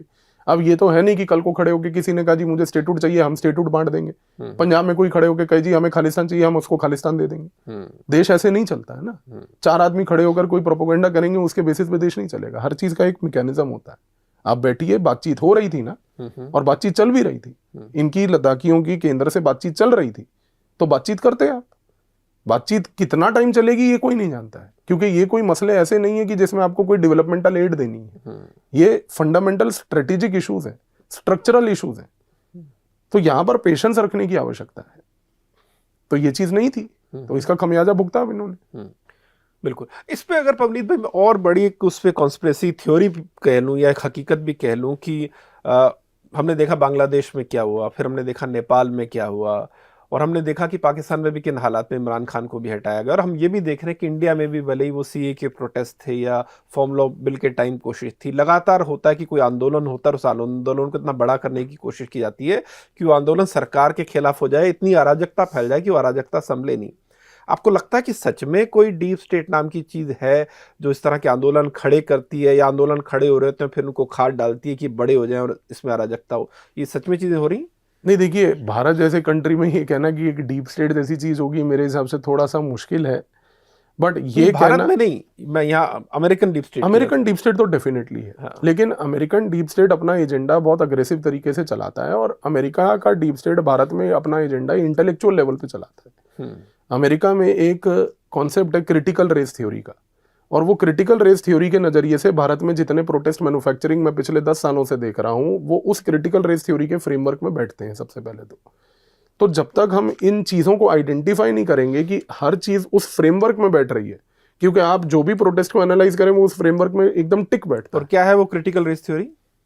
मतलब एक बहुत साधारण सी चीज है कि जब रशिया का रेवोल्यूशन 1917 में हुआ था, तो रशियन रेवोल्यूशन के बाद लेनिन ने वर्कर्स का प्रयोग करके जो पूरे रशिया में रेवोल्यूशन किया था, उसके बाद क्या हुआ कि 1920 के दशक में कुछ बहुत सारे मार्क्सिस्ट थिंकिंग वाले जो स्कॉलर्स थे वो जर्मनी में बैठे हुए थे। जर्मनी में बैठकर अब ये सोच रहे थे कि भाई लेनिन ने रशिया में रेवोल्यूशन तो कर दिया, क्रांति तो ले आए वो वहां पर उस देश में जहां पर किसी प्रकार का, मान लीजिए, वर्कर्स नहीं है या कैपिटलिस्ट नहीं है, तो वहां पर रेवोल्यूशन कैसे होगा? अब हुआ क्या कि ये जर्मनी में जब ये लोग बैठे तो इन्होंने जर्मनी में फ्रैंकफर्ट सिटी में बैठकर एक फ्रैंकफर्ट स्कूल बनाया, और फ्रैंकफर्ट स्कूल के तहत ये जब चर्चा कर रहे थे कि हमें उस बाकी देशों में रेवोल्यूशन कैसे करना है जहां पर वर्कर क्लास नहीं है, कैपिटलिस्ट पूंजीवाद क्लास नहीं है, तो अनफॉर्चुनेटली 1930s में हिटलर आ गया। हिटलर के आने के बाद ये फ्रैंकफर्ट स्कूल के जितने स्कॉलर थे ये उठ के तुरंत जो है अमेरिका चले गए। अब अमेरिका जैसे कैपिटलिस्ट देश में बैठ के आप मार्क्सवादी सोच के बारे में तो चर्चा नहीं कर सकते, तो इन्होंने वहां पर एक फ्रेमवर्क सोचा कि ठीक है, हम मार्क्सवादी सोच नहीं अपनाएंगे, हम एक नया नाम अपनाते हैं पर काम वही करेंगे। तो वहां जाके इन्होंने एक क्रिटिकल थ्योरी का स्कूल बनाया, तो ये फ्रैंकफर्ट स्कूल बना क्रिटिकल थ्योरी। अब जो ये क्रिटिकल थ्योरी थी, इसने अब ये सोचा कि विश्व लेवल पर हम जो है क्रांतियां कैसे लाएंगे। तो उस कॉन्टेक्स्ट में इन्होंने ये सोचा कि हम क्रांतियां लाने के लिए विश्व की जितनी रेसेस हैं, उनके जो कल्चर्स हैं, उनको टारगेट करते हैं, और क्रिटिकल रेस थ्योरी बनी वहां से। और जब ये 1930s-40s में इवेंचुअली क्रिटिकल रेस थ्योरी बनी, तो इसका सबसे पहला एप्लीकेशन अमेरिका में हुआ। अब क्रिटिकल रेस थ्योरी का फ्रेमवर्क क्या है? उसका फ्रेमवर्क सिंपल है, एक ऑपरेस्ड होगा, यानी कि एक ऐसा वर्ग होगा जो दबाया जा रहा है, बर्बाद किया जा रहा है, कुचला जा रहा है, शोषित होगा। एक होगा ऑपरेसर क्लास, जो दबा रहा है और एक इंस्ट्रूमेंट होगा जिसका प्रयोग किया जाएगा लोगों को शोषित करने के लिए। तो इस फ्रेमवर्क में अब इन्होंने चीजों को देखना शुरू करा और ये सबसे पहले इन्होंने अमेरिका में अपनाया। अमेरिका में बोला कि देखो जो ब्लैक पॉपुलेशन है उसको व्हाइट ऑपरेस करता है और अमेरिका के स्टेट इंस्ट्रूमेंट का प्रयोग करता है, तो पूरे विश्व में वो ब्लैक वर्सेस व्हाइट नैरेटिव फैल गया। इसके बाद इन्होंने ये चीज को भारत में अपनाया। भारत में क्या बोला कि भाई ब्राह्मण जो है वो ऑपरेस करता है, शूद्रा को वो ऑपरेस कर रहा है यहाँ पर, तो ब्राह्मण एक ऑपरेसर है, शूद्रा ऑपरेस्ड है। और अब इंस्ट्रूमेंट क्या होगा? अब स्टेट तो कर नहीं रहा ये काम, क्योंकि स्टेट में तो ना ब्राह्मण है ना शूद्रा है जो ये काम कर रहा है। तो इन्होंने कहा कि हम एक टेक्स्ट पकड़ते हैं जिस टेक्स्ट को हम एट्रीब्यूट करेंगे कि इस टेक्स्ट के बेसिस पे हो रहा है, और वो टेक्स्ट इन्होंने एट्रीब्यूट करा मनुस्मृति, जो कोई नहीं पढ़ रहा है। आप मुझे सिंपल बात बताइए कि आज पूरे देश में एक नैरेटिव चलता है कि भाजपा जो है मनुस्मृति लागू करेगी। कितने हिंदुओं के घर में पहली बात तो मनुस्मृति होता है, किसी हिंदू के घर में नहीं होता। लेकिन ये क्रिटिकल रेस थ्योरी का एजेंडा है जिसको भारत में चलाना है कि नहीं, मनुस्मृति आपकी टेक्स्ट है। हिंदुइज्म की सबसे बड़ी ब्यूटी ये है सनातन धर्म की कि कोई टेक्स्ट ही नहीं है जो एक टेक्स्ट है। यहाँ पर मल्टीपल टेक्स्ट है, मल्टीपल भगवान है, जिसको फॉलो करना है, जो व्याख्या फॉलो करनी है वो आपके ऊपर है। क्योंकि जो ऑप्रेस्ड है उससे तो पता ही नहीं ना उस चीज के बारे में। एग्जैक्टली। तो यहाँ पर देखिए ये पूरा का पूरा क्रिटिकल रेस थ्योरी फ्रेमवर्क है। अब इस ऑपरेस्ड वर्सेस ऑपरेसर में आप ब्राह्मण वर्सेस दलित डाल दीजिए और दलित राजनीति कर लीजिए। इसके बाद आप इसमें मुसलमान वर्सेस हिंदू डाल दीजिए, आप सिख वर्सेस हिंदू डाल के खालिस्तान को ऑपरेस्ड बता दीजिए और हिंदुत्व को ऑपरेसर बता दीजिए। तो आप फ्रेमवर्क पकड़िए, बस उस फ्रेमवर्क में फिट कीजिए और नैरेटिव चला दीजिए। ये हो रहा है देश में। तो लेकिन स्टेट का काम ये भी तो होता है ना पवनीत भाई कि वो प्रोएक्टिव रहे। मैंने वही बोला ना कि स्टेट का काम सबसे इंपॉर्टेंट है इंफॉर्मेशन सुपीरियोरिटी, जिसमें हम पीछे रह रहे हैं। हम कर नहीं पा रहे। बाद में बताते हैं कि जी लद्दाख में हुआ, हमें पता चला उसमें इतने लोग बाहर से आए थे। जी बाद में आप इंफॉर्मेशन क्यों दे रही हैं? तो जब वो सब कुछ हो रहा था आपको तब पता लगना चाहिए। इसी से मेरा सवाल दूसरा ये निकलता है कि भारत की बड़ी एस्पिरेशन, हमने कहा कि हम दुनिया में कुछ करना चाहते हैं, हमारी फॉरेन पॉलिसी को भी इंडिपेंडेंट रखना चाहते हैं, लेकिन दूसरी तरफ फैक्ट ये है कि हमारे ही पड़ोसी देशों में बांग्लादेश में तख्ता पलट हो जाता है, हमें पता नहीं लगता, जबकि वहां पर हमारी पसंद की सरकार थी, क्योंकि हमारी दोस्ताना सरकार थी। उसी तरह नेपाल में हो जाता है, हम कुछ नहीं कर सकते। आज नेपाल में भी बहुत नेगेटिव सेंटीमेंट है इंडिया के खिलाफ। और उसी तरह फिर जो हमने कहा कि जो पहलगाम में भी जो हुआ हमने सबने देखा, अब लद्दाख में भी हुआ सबने देखा, मणिपुर में भी जो हो रहा है वो भी सबने देखा। तो ऐसे में हमारी जो इंटरनल सिक्योरिटी है, जो हमारी इंटेलिजेंस है, वो क्या कर रही है, या हमारी सिक्योरिटी एजेंसीज क्या कर रही है? देखिए, आपको एक चीज समझनी है कि इंटेलिजेंस का काम होता है इनपुट देना, एक्शन लेना उनका काम नहीं होता है। एक्शन लेने का काम होता है लोकल पुलिस का, आर्म्ड फोर्सेस का। तो ये फर्क समझने की कोशिश। लेकिन ये मेक श्योर कौन करेगा कि वो एक्शन लिया जाए? वो पॉलिटिकल लीडरशिप करेगी। अगर पॉलिटिकल लीडरशिप ही पुलिस को और आर्म्ड फोर्सेस को अगर वो काम करने की अनुमति नहीं देंगे, तो फिर आप इंटेलिजेंस भी गैदर कर लीजिए और आप एक्शनल लेवल पर भी फ्रेमवर्क बना लीजिए, होगा कुछ नहीं। तो ये चीज समझने की आवश्यकता है। इसी रीजन से आप देखिए कि हमारे पास कोई भी ऐसा बड़ा हादसा हो जाता है, हम सबसे पहले एक स्केपगोट बनाने के लिए ये पॉइंट निकालते हैं कि नहीं, हमारे पास इंटेलिजेंस इनपुट था। फिर आपने किया क्या? तो यहाँ पर कहीं ना कहीं हमें ये चीज समझनी है कि responsibility has to stop somewhere. अब question is where will it stop? वो चीज हम लोग फिक्स नहीं कर पाते कभी। तो जब तक ये चीज फिक्स नहीं होगी दिक्कत रहेगी। पर ये कहना कि इंटेलिजेंस क्या कर रही है और इंटेलिजेंस ने कुछ नहीं दिया, वो मेरे हिसाब से थोड़ा गलत होगा। नहीं, लेकिन इंटरनल सिक्योरिटी की बात मैंने इसलिए की क्योंकि अगर आप मल्टीपल चीजें देखिए, जैसे पहलगाम में जो हुआ, आप कुछ भी कहिए पाकिस्तान का रोल था या नहीं था, लेकिन अगर बाहर से लोग आकर आपको ये मारे, इंटरनल सिक्योरिटी फेलियर तो आपका है ना। बिल्कुल। दूसरा, उसी टाइम फिर हमें पता चला जी इतने सारे यूट्यूबर हैं जो आपके लिए जासूसी कर रहे हैं, आपको बाद में पता चला ये भी इंटरनल सिक्योरिटी फेलियर है। मैं आपको आज भी तब पता चला इतनी सारी पाकिस्तानी महिलाएं यहाँ पर सालों साल रह रही हैं। आप खुद आंकड़े बताते हैं कि जितने करोड़ बांग्लादेशी भारत में रह रहे हैं, लेकिन आपने उस वक्त दिखावे के लिए कुछ को वहां भेज दिया, लेकिन बाकी अभी के अभी यहाँ रह रहे हैं। तो आप कर क्या रहे हैं? और जो दूसरी बात, यहाँ पर एक सवाल और जोड़ दूं, फिर आप उसको जवाब दीजिएगा। आपने कहा कि जो मिस इन्फॉर्मेशन वॉर है वो सबसे बड़ी चैलेंज है, या सोशल मीडिया सबसे बड़ा टूल है, लेकिन रशिया के पास अपना सोशल मीडिया, चीन के पास अपना सोशल मीडिया, यूरोप भी आज सोच रहा है कि अपना सोशल मीडिया बनाए, लेकिन भारत भी अभी भी दूसरों के सोशल मीडिया पे डिपेंडेंट है। तो अगर सबसे बड़ी वॉर लड़ी सोशल मीडिया पे जा रही है और आपके पास अपना प्लेटफॉर्म ही नहीं है, आप तो खेल में है ही नहीं कहीं। हम लोग जब तक, हमारे साथ दिक्कत सबसे बड़ी क्या है कि हम एज अ नेशन नहीं सोचते। हम सबसे पहले ये सोचते हैं कि मेरा इंटरेस्ट कहाँ पर फुलफिल हो रहा है। आज अगर मेरा इंटरेस्ट किसी भी सोशल मीडिया के माध्यम पे पूरा हो रहा है तो देश जाए खड्डे में, मुझे देश से कोई लेना देना नहीं। हम लोगों के यहाँ सबसे बड़ी समस्या पिछले 75 साल से जो रही है वो ये रही है, जो मैंने थोड़ा बहुत इतिहास पढ़ा है जिससे मुझे नॉलेज है, वो ये है कि हम एक नेशनलिज्म की फीलिंग को कभी इवॉल्व नहीं कर पाए। उसका सबसे बड़ा कारण ये है कि हम जात पात में बटे रहे, रिलीजन में बटे रहे, और जात पात रिलीजन में नहीं तो उसके बाद हम सिर्फ अपने सेल्फ इंटरेस्ट में बटे रहे। आपको एक सिंपल सा उदाहरण देता हूं, जब मूवी हॉल्स में 2015-16 में एक डायरेक्टिव आया था सरकार की तरफ से कि कोई भी मूवी प्ले होने से पहले राष्ट्रगान चलाया जाएगा और सबको 2 मिनट खड़े होना है, आप उसको लेके देखिए कि देश में कितना बवाल हुआ था कि हर मूवी हॉल में लड़ाइयां होती थी कि कुछ निकम्मे लोग बैठे रहते थे। अब हम ये कहते हैं कि वो बंदा कह रहा है कि नहीं, मेरा एक खुद का इंटरेस्ट है, मेरी फ्रीडम है कि मैं डिसाइड करूंगा कि मैं खड़ा हूंगा या नहीं हूंगा। बिल्कुल आपकी फ्रीडम है, पर आपकी फ्रीडम और देश के राष्ट्रगान के बीच में एक लिमिट होती है। सही बात। आप 2 मिनट के लिए उस राष्ट्रगान के लिए खड़े हो सकते हैं, लेकिन वो हम नहीं हुए, उसमें हमने फ्रीडम का बहाना दिया। क्यों? क्योंकि ये जो स्पिरिट ऑफ नेशनलिज्म था ये देश में कभी नहीं आया, और आज भी ये देश में नेशनलिज्म का स्पिरिट कभी नहीं आया। इसका सबसे सरल उदाहरण देखिए कि हम घर में अपने बैठते हैं और घर में अगर टॉफी खाते हैं तो उसका रैपर उठा के डस्टबिन में डालेंगे, लेकिन सड़क पे चलते हुए टॉफी खाएंगे उसका रैपर सड़क पे फेंकेंगे, क्योंकि हमें वो फीलिंग नहीं है कि ये सड़क हमारी है। जब तक वो फीलिंग नहीं आएगी कि ये सड़क हमारी है, इसको स्वच्छता मेंटेन करने में हमारा भी उतना ही रोल है जितना सरकार का रोल है। आप अगर आज अपना कार्य नहीं करेंगे तो उम्मीद मत करिए कि सरकार आपके लिए कुछ करेगी। सही बात है। तो जब तक ये प्रॉब्लम सॉल्व नहीं होगी, पहली बात, तब तक हम ये एक सेल्फ सेंटर्ड जो थॉट प्रोसेस है उससे निकल कर बाहर आकर एक नेशनल लेवल पर काम नहीं कर सकते। और इस केस में सोशल मीडिया एक ऐसा डिवाइसिव टूल रहेगा जो आपको केवल डिवाइड ही करता रहेगा। और ऑब्वियस ही बात है कि नेताओं का और बाकी जितने भी ये पार्टीज हैं और ये सब लोग हैं, बिजनेसमैन कम्युनिटी है, इनका तो इंटरेस्ट है। हाँ। हम अपना क्यों मनाएं जब दूसरे पे हमारा काम चल रहा है। बात आपकी ठीक है, लेकिन यहाँ पर फिर सवाल एक ये निकलता, आपने कहा कि लोगों में वो राष्ट्र की भावना नहीं है, लेकिन अभी फिर बहुत चर्चा पिछले दिनों चली, भारत और पाकिस्तान एशिया कप में खेले, ठीक है, आप 3 महीने पहले पहलगाम हुआ, ऑपरेशन सिंदूर हुआ, इतने निर्दोष लोगों की आपकी जानें गई, और उसके बाद आप मजबूरियां गिना के भारतीय टीम को इजाजत बिल्कुल गलत चीज है। देखिए, आप अगर आज पाकिस्तान के साथ क्रिकेट खेल रहे हैं, इससे ज्यादा शर्मनाक चीज नहीं हो सकती। तो इसकी इजाजत सरकार ने दी। इसकी अगर इजाजत सरकार ने दी तो ये सबसे ज्यादा शर्मनाक चीज है कि ये आपने इजाजत क्यों दी। हाँ। और आप अगर ये कह दें नहीं वो तो एक क्रिकेट मैच है, तो कल को फिर क्रिकेट मैच को मत गिनिएगा जब आपके सोल्जर्स शहीद होंगे वहां पर। हाँ। ठीक है ना। तो दिक्कत सारी यही है यहाँ पर कि अनफॉर्चुनेट रियलिटी है कि हम चीजों को बहुत ज्यादा लाइटली लेते हैं। आप क्रिकेट मैच को आज अलाउ कर रहे हैं ये कह के कि नहीं क्रिकेट मैच हो जाने दीजिए, उसमें क्या है। आपको ये चीज समझ नहीं आ रही कि वही क्रिकेट मैच में जितना पैसा जनरेट होगा उसी पैसे का टैक्स पाकिस्तान की सरकार लेगी, और वही टैक्स का पैसा का प्रयोग करके वो आपके ऊपर जिहाद करेंगे।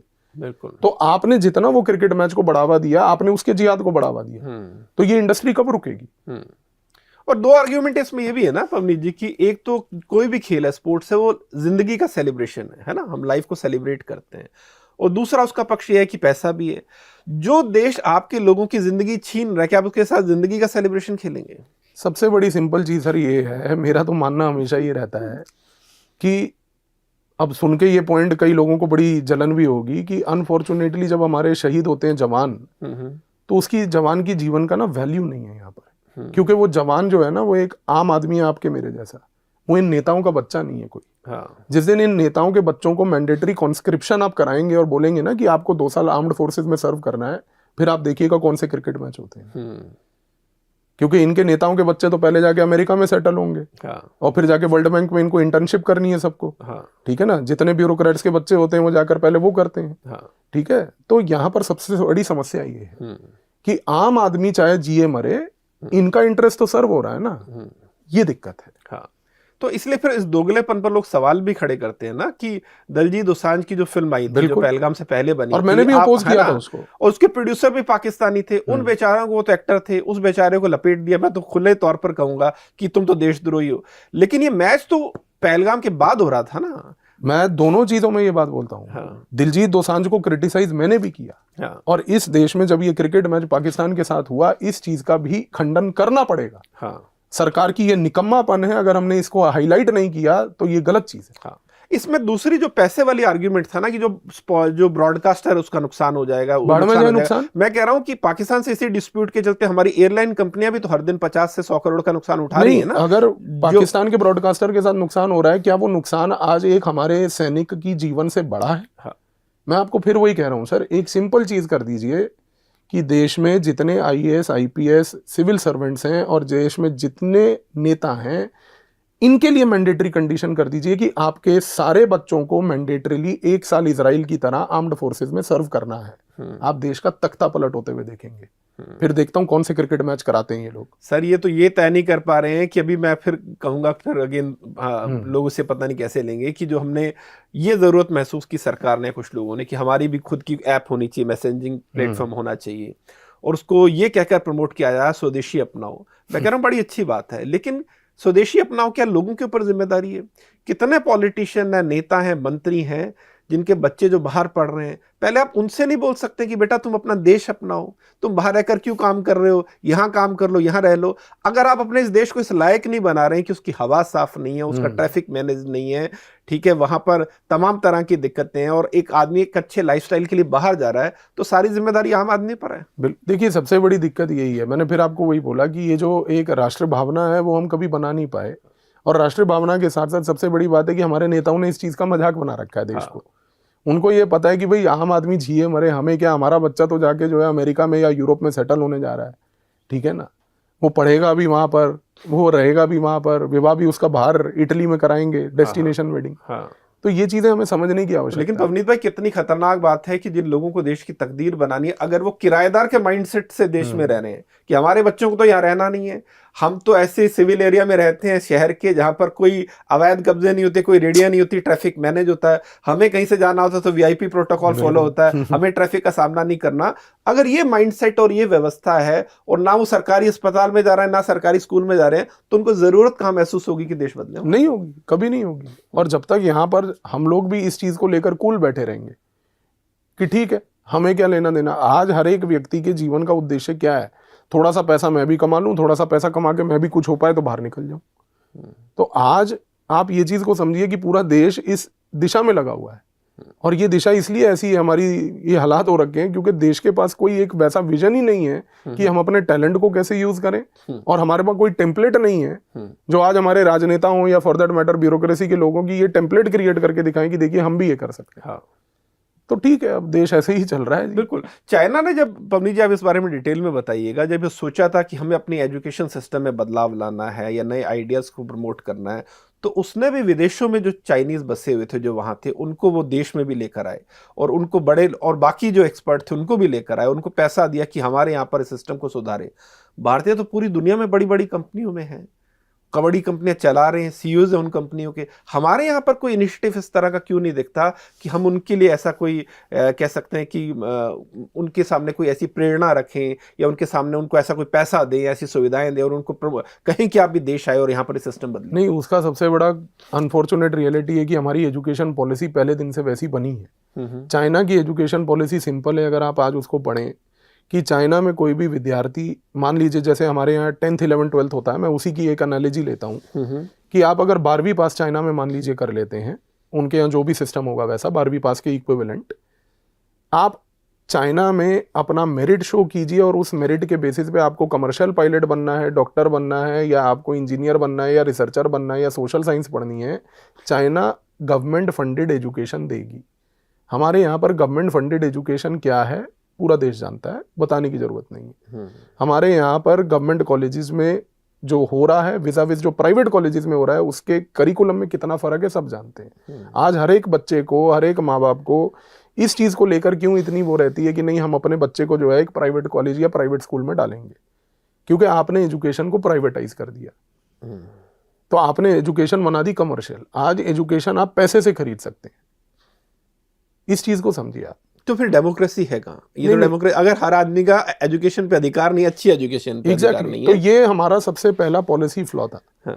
कि जब देश आज़ाद हुआ था तो सबसे पहला कार्य आपको ये करना चाहिए था कि आपको ये इंश्योर करते कि एजुकेशन स्टेट प्रोवाइड करती, हाईएस्ट क्वालिटी की, स्कूल से लेकर जो भी हाईएस्ट लेवल ऑफ एजुकेशन है, और प्राइवेट एजुकेशन को आप बढ़ावा ना देते। चाइना ने नहीं दिया ना। आप उसका आज देख लीजिए कि कॉन्सिक्वेंस क्या है कि चाइना आज की डेट में एक सुपर पावर एम्बिशन की तरफ बढ़ चुका है, और जिस प्रकार का चाइना का टैलेंट है आप उससे कम्पीट नहीं कर पा रहे। तो ये जो एजुकेशन पॉलिसी का फ्लॉ हमने कर दिया, ये तो अब अंडू ही नहीं हो सकता। अब तो हर एक दूसरे नेता का खुद का ही कॉलेज होता है। तो वो प्राइवेटाइजेशन का कल्चर, कैपिटेशन फीस का कल्चर, वो तो पूरा इम्बेड हो गया आपके सिस्टम में। तो अब वो अंडू नहीं हो सकता। और अगर जब भी सरकार ये सोच लेती है कि अच्छी एजुकेशन पर या अच्छे स्वास्थ्य पर उस आदमी का हक है जो प्राइवेट में जा सकता है, सरकारी स्कूल हमने इस लायक बनाया नहीं, सरकारी अस्पताल इस लायक है नहीं, तो आप तो खुद ही समाज में एक दो तरह के वर्ग पैदा कर रहे हैं, जो अफोर्ड कर सकते हैं अच्छी चीजें और जो नहीं कर सकते हैं। तो आप समाज में ही बहुत बड़ी खाई पैदा कर रहे हैं, और ये खाई पैदा हो चुकी है। मैं फिर वही कह रहा हूँ कि इसको अंडू करने का अब कोई तरीका नहीं है आपके पास, क्योंकि कमर्शियल इंटरेस्ट इतने ज्यादा जुड़े, कमर्शियल इंटरेस्ट जुड़ गए हैं। और अब commercial interest are backed by political interest, bureaucratic interest. एक हॉस्पिटल है मान लीजिए, उस हॉस्पिटल, वो सरकारी हॉस्पिटल है मान लीजिए, उस सरकारी हॉस्पिटल में क्लीनिंग का ठेका जो है वो स्टेट का एक आईएएस अधिकारी की बनाई हुई कंपनी के पास होगा। और कल को वो क्लीनिंग स्टाफ वहां पर जाके क्लीनिंग ना करे, और क्लीनिंग ना करने के कारण से मान लीजिए गंदगी के कारण उस सरकारी अस्पताल में कुछ बच्चे मर जाएं, तो आप किसको अकाउंटेबल होल्ड करेंगे? मुख्यमंत्री को, हेल्थ मिनिस्टर को, हेल्थ सेक्रेटरी को, या एक उस आईएएस ऑफिसर को जिसने एक कंपनी बनाकर वो ठेका अपने रिश्तेदार को दिया हुआ था?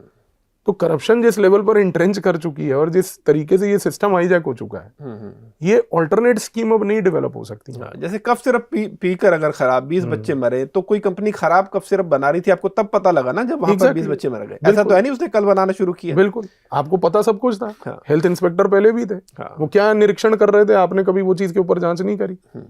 तो ये सारी चीजें हैं। और आईसीयू वार्ड में जब राजस्थान में एसएमएस में जो 8 या 10 लोग बेचारे जिंदा जल के मर गए, जब मंत्री जी से पूछा गया तो उन्होंने पत्रकार को, ये कल की बात थी, आप आज की बात कीजिए कि हम क्या एक्शन ले रहे हैं। उनका मानना था कि उस पर तो मिट्टी डाली, अब जो हो गया सो जो हो गया तो बस। तो आपको लग रहा है ये कितना खतरनाक माइंडसेट है? क्योंकि हमारी बात शुरू हुई थी फॉरेन पॉलिसी से कि भारत दुनिया में कैसी अपनी जगह बनाए, लेकिन अगर राजनीति ऐसी है, राजनीति की प्राथमिकताएं ऐसी हैं, राजनीति की सोच ऐसी है, तो सारी चीजें तो इंटरलिंक्ड ही है ना। अगर देश की भावना अगर बुनियादी स्तर पर नहीं है तो फॉरेन पॉलिसी तो बहुत आगे की बात है। आप इस चीज से अंदाजा लगा दीजिए कि एक सिविल सर्वेंट, आईएएस अधिकारी सिलेक्शन के बाद अगर अपने पिताजी को डिप्यूट करता है कि पापा कोचिंग इंस्टीट्यूट के कॉल्स ले लीजिए और कॉल्स लेकर उनको मेरा रेट कोट कर दीजिए 15 से 5 लाख, 10 लाख, 15 लाख, कि मैं जाके वहां पर प्रचार करूंगा कि मेरा सिलेक्शन हो गया है तो मैं आपकी कोचिंग का प्रमोशन करूंगा। ये अधिकारी सिंगल डिजिट रैंक वाला कल को जब एक सर्विस में आएगा तो ये क्या सर्विस करेगा और किसकी सर्विस करेगा, आप इससे अंदाजा लगा लीजिए। सिविल सर्विस कोचिंग इंडस्ट्री का डार्क रियलिटी बता रहा हूँ आपको। तो पवनीत भाई, आखिर में चर्चा में मारे हैं अब आपसे, लोग ये कहेंगे कि देखिए आपने समस्याओं की बात की, लेकिन सॉल्यूशन की बात अगर हम करें, आपको अगर मैं चैलेंजेस पूछूं या सॉल्यूशन पूछूं, चीन की हम बार बार बात करते हैं, आपने चीन का इतना अध्ययन किया, अगर हमें 2-3 चीजें, बड़ी चीजें चीन से सीखनी हो, खासतौर पर एजुकेशन के मामले में, हमारी अर्थव्यवस्था के मामले में, इंडस्ट्री के मामले में, या रिसर्च एंड डेवलपमेंट के मामले में, क्या सीख सकते हैं? नहीं, मुझे लगता है कि हमें चीन से कोई जरूरत नहीं है, ना किसी देश से जरूरत है कुछ सीखने की। हमें अपने अंदर झांक के खुद सीखना है कि हम करना क्या चाहते हैं। आप एक साधारण सी चीज सोचिए कि आज अगर आप कोई कॉर्पोरेट कंपनी में काम कर रहे व्यक्ति, उससे ये पूछें कि तू अपने आप को 5 साल डाउन द लाइन कहाँ देखता है, उसके पास 5 महीने के बाद का आंसर नहीं है। सबसे पहली चीज आज ये जानने की आवश्यकता है कि हर एक आदमी को अपने लाइफ में एक विजन बनाना है। हम एक डायरेक्शनलेस लोग हैं, हम एक भेड़ चाल के हिस्से बने हुए हैं। हम कर रहे हैं काम क्योंकि हमें करना है, काम हमें करना आता है या नहीं आता है, हमें करना पड़ रहा है क्योंकि किसी दूसरे की खुशी उस पर निर्भर है। सबसे बड़ी समस्या ये है। तो जब तक हम अपने लाइफ का कंट्रोल खुद नहीं प्राप्त करेंगे, आपको दूसरा ही डायरेक्ट करता रहेगा। तो सबसे पहली चीज ये है कि आप डिसाइड करिए कि आपको करना क्या है। दूसरा, आज जैसे सोशल मीडिया की बार बार बात होती है, सोशल मीडिया को हम कहते हैं कि वो गलत है, क्रिटिकल है, मिस इन्फॉर्मेशन देता है, लेकिन यही सोशल मीडिया इन्फॉर्मेशन भी देता है। चॉइस आपने डिसाइड किया है कि मैं मिस इन्फॉर्मेशन में करूंगा काम। आज यही सोशल मीडिया है जिसपे जाकर आप करोड़ों चीजें सीख भी सकते हैं, सिखा भी सकते हैं यदि आपके पास कुछ है। बिल्कुल, जैसा आप कर भी रहे हैं, सब कर रहे हैं, लेकिन प्रॉब्लम वो है कि आप करना क्या चाहते हैं। हमारे साथ दिक्कत सिर्फ ये है एज इंडियन सोसाइटी, जो मुझे लगता है कि हम अपने कंफर्ट जोन से बाहर आके नहीं काम करना चाहते। हम अपने कंफर्ट जोन में रहना चाहते हैं, अपनी लिमिटेड जिंदगी जीना चाहते हैं। बस मंडे टू फ्राइडे घिसाई करो एज एन एम्प्लॉय, सैटरडे को जाकर 63 रुपए की किंगफिशर मूंगफली के साथ पी लो, संडे को बच्चों को मूवी दिखाने ले जाओ, और महीने में 6 महीने में एक बार जो है एक डोमेस्टिक, और साल में एक बार जो है थाईलैंड की वेकेशन कर लो। ये हमारे जीवन का एस्पिरेशन है। तो अगर इस एस्पिरेशन से ये सोसाइटी चलेगी तो फिर कुछ नहीं हो सकता।